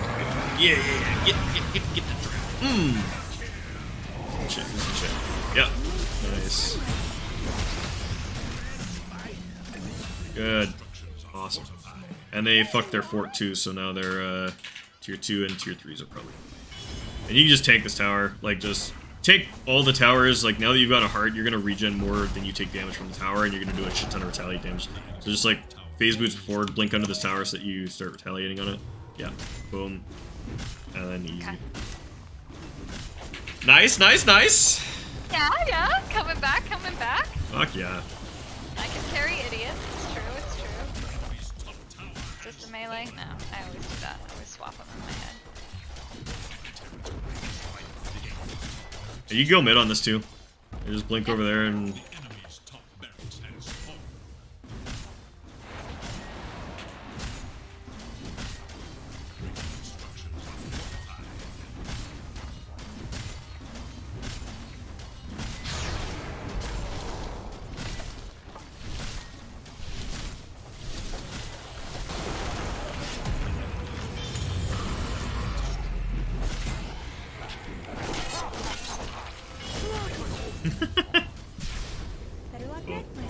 Okay, You guys will probably want to get back when the drow is up. You can probably stick around and hit the racks until they move back to Oh, you fucking bastard! Alright, cool. Nice. Slark, finish the fucking racks. Oh my god, you dumb fish. Holy shit, this guy's so bad at Dota. Oh, I want that racks for... Hit it and blink out. Fuck the fish. You're not saving them. Yeah, stampede. Run! Oh god. Lived. somehow. Yeah, that's fine. Witch Doctor for 2 racks, you take it. And Sniper is, for some reason, just like, you know, chilling in our jungle, you know? Whatever. It's time to farm. It's Like, time to chill farm. like a What villain. better time to farm than when you're going high ground? You know, new strat. And we're gonna run all the way back? Okay, guys. Yeah. Occupy. Take their...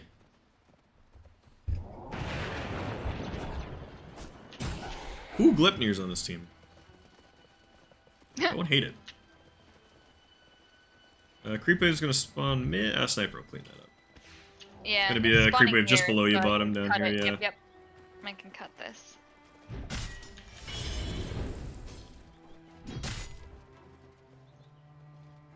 Okay.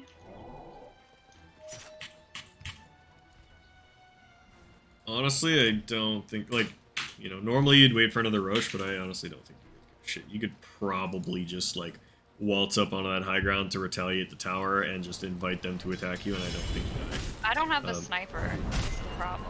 Yeah, your sniper's nearby. He'll show up eventually. Yeah, sure. Alright, whatever. Here we go.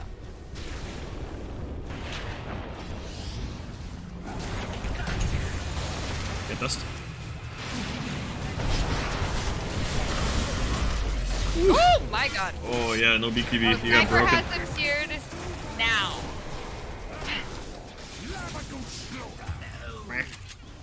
Some things.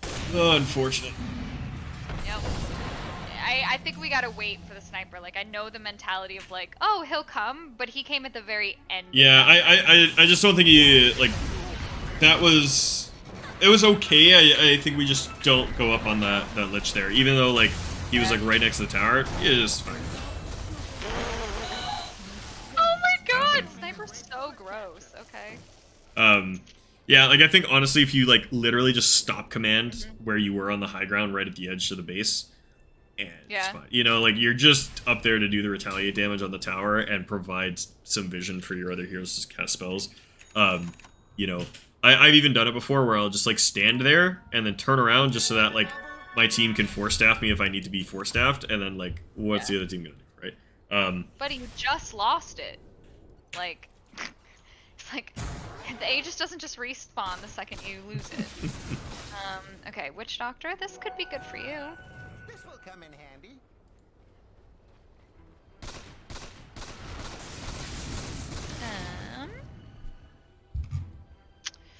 Yes, and so we'll pick up shortly. Oh. Stretch, stretch, stretch. Get some water real quick.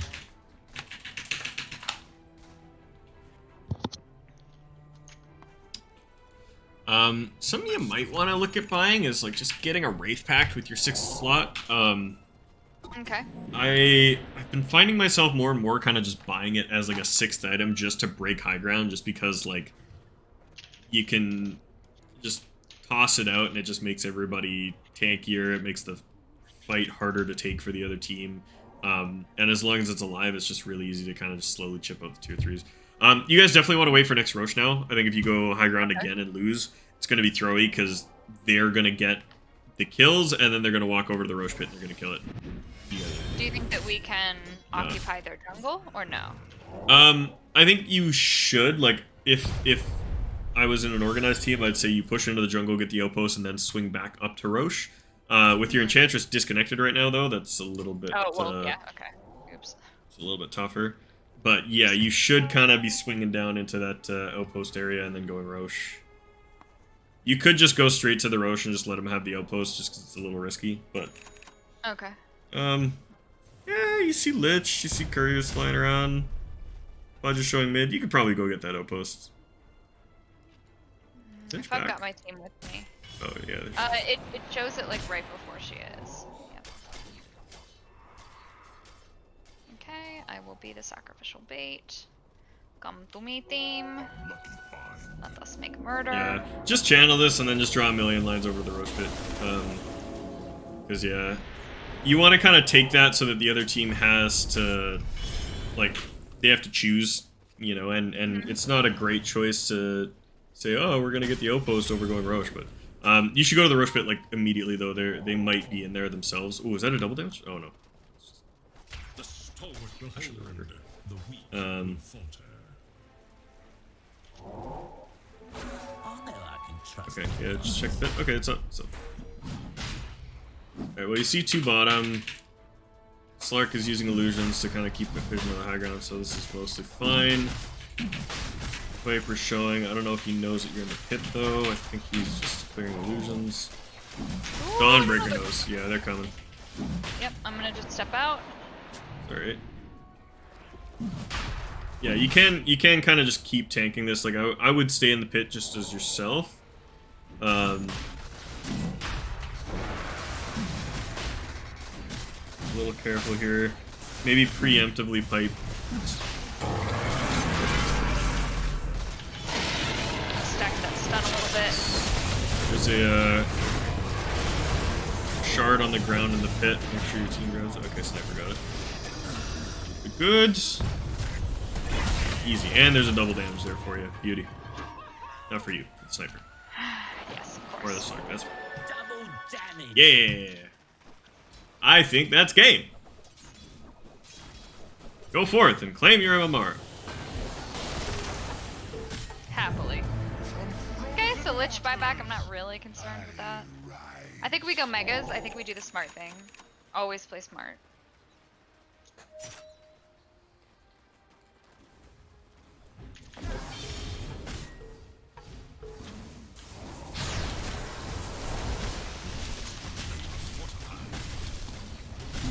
My BKB is on cooldown, so I'm gonna have to watch this.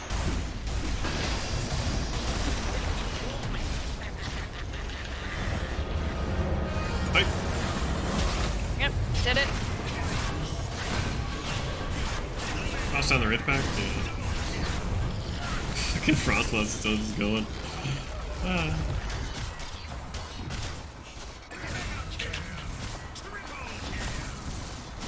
Very nice, very nice. Oh my god. Hurting fucking cats. Hurting cats.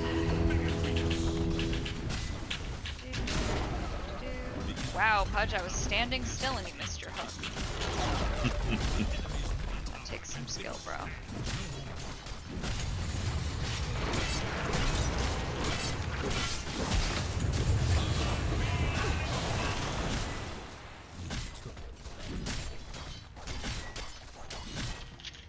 Okay.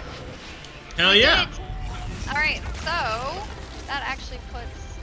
Ooh, and that solo MMR? I never get that. Yeah, plus 30. I'm not courageous enough to do that typically. So that is a 1 in my solo games played for the week. And 12. 75% win rate. Beauty. For the week. Yep.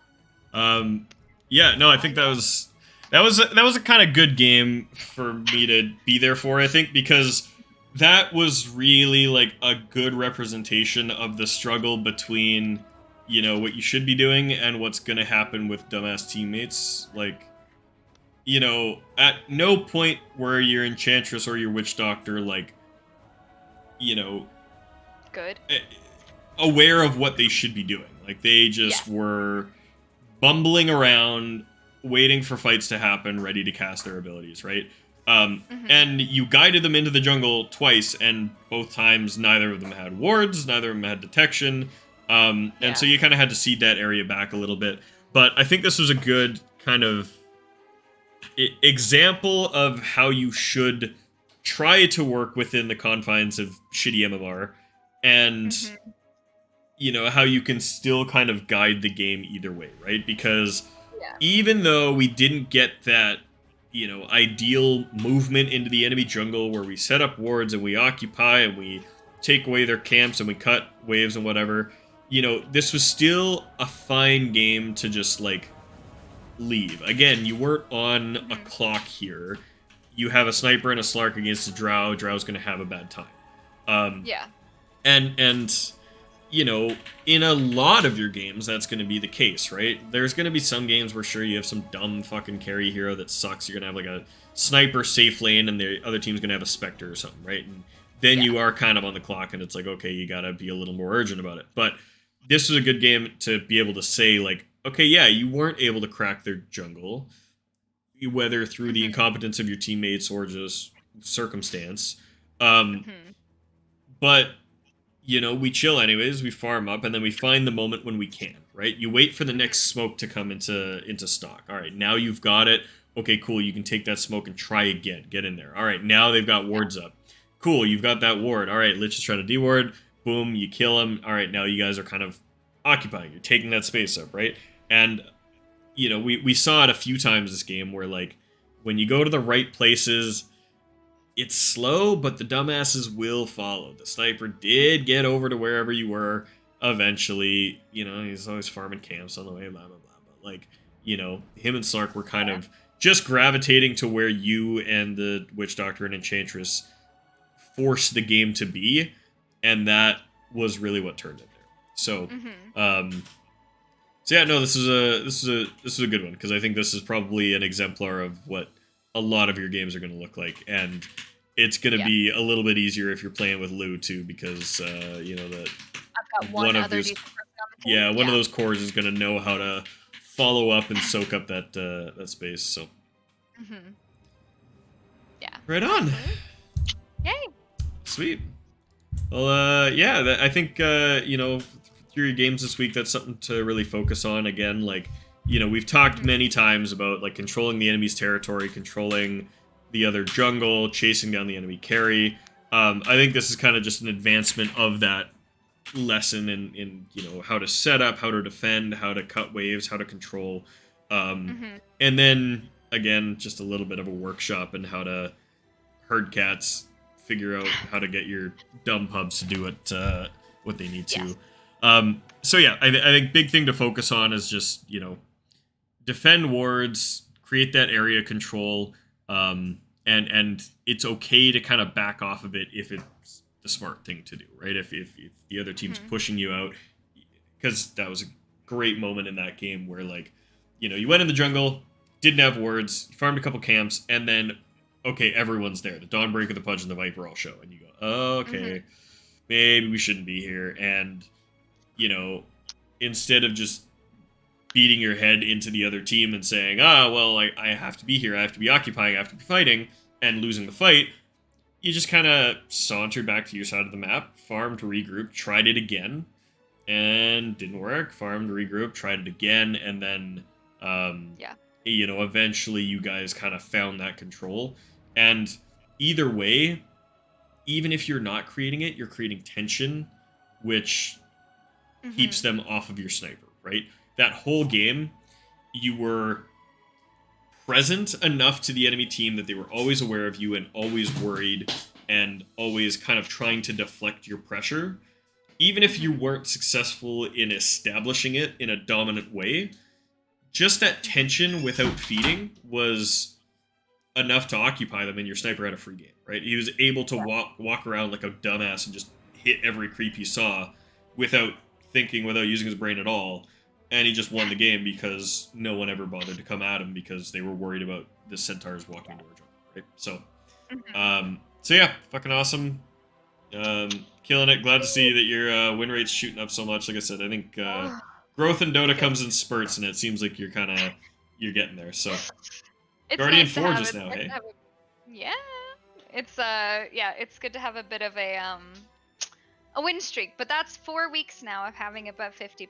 So awesome. Like some weeks it's 52, some weeks like this week it's 75. But it feels good because it feels like I think Lou and I were talking about this today, that the games this week have felt easy, and like each week they feel easier and easier. And so that's good, because then we're like preparing, I think, for the next spike in difficulty whenever we hit that next plateau of, okay, we've hit, you know, we've made our way to the limits of our skill, and now we need to like learn how to get over this plateau. I just don't want to fall back down. No, I don't think you will. I think you're getting there, and I've said this for a while that, like, I think, you know, you build up that basis, and then, you know, you get to a point where, yeah, like you said, like the games start feeling easier, and even if there's a couple losses here and there because things go off the rails, it's like, no, you have elevated yourself above your level, and now the MMR system is starting to adjust for that, right? You're getting more W's, and therefore your points are going up. So what are you actually at right now? What's your MMR? So my MMR is 1250. Hell yeah. Right on. Yeah.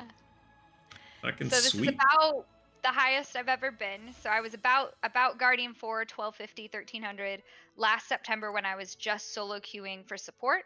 And then obviously when I started to learn offlane, it went back down. Well, it went back down because solo queuing support is Yep. just soul sucking. And then we started doing the coaching and I had hit kind of a low point. And then as I learned offlane, it was kind of like up and down for a bit. And Yep. then it's been kind of, you know, To the steadily moon increasing. since. Fuck yeah. Yeah. Right Feels on. good. Well, happy to see it. That's fucking awesome. I hope it continues. Largely your And teaching, so thank you. Yeah. You. right on. Sweet. Well, I'll let you go. I gotta go take a work call for a little bit, but it was a good session, and yeah, keep me updated through the week, and let me know if you have any questions. Sounds good. I will. Right on. Thank you as always. Sweet. See ya. Ciao. Alrighty. Well, cool. Thanks to everybody who's hanging out in chat, watching the stream. It's been a blast. If you're interested in coaching for yourself, I've got a form down below that you can fill out to get in touch. Otherwise, all my socials and YouTube and stuff are down below as well, and you can follow those to see the VODs for the streams, or just interact with me on Twitter and see me bitch about Dota and hockey all the time. So yeah, I hope you all have a great time, great rest of your day, night, wherever you are, whatever you're doing, and I'll see you again, I think, on Sunday. I actually have, what hockey team? I cheer for the Oilers and the Devils. The Oilers are kind of the team with promise this season, but fuck the Bruins, no.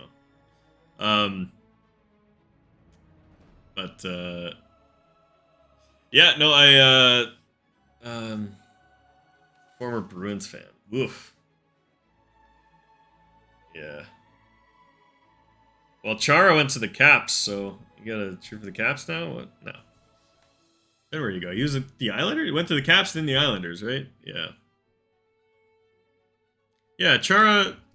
I think Chara played one season for the Capitals, right? And then he... Where did he go? Straight to the Islanders. Yeah.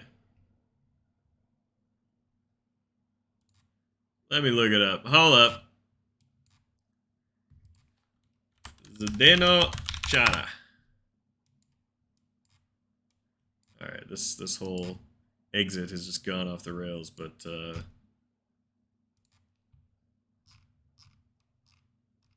yeah, he did one season with the Capitals, and then went to the Islanders. That was it. Crazy motherfucker.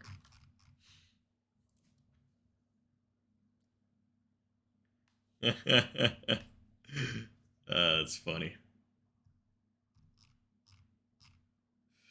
All right, cool. Well, right on, friends. It's been a blast. Hope you all have a good one, and I will see you around. I think I'm doing another coaching session with Greg on Sunday. So a couple days, I'll be doing another stream this weekend. So keep an eye out for that. I'll be tweeting when that goes live and stuff. But either way, I hope you all have a good one, and I will see you again later. Peace.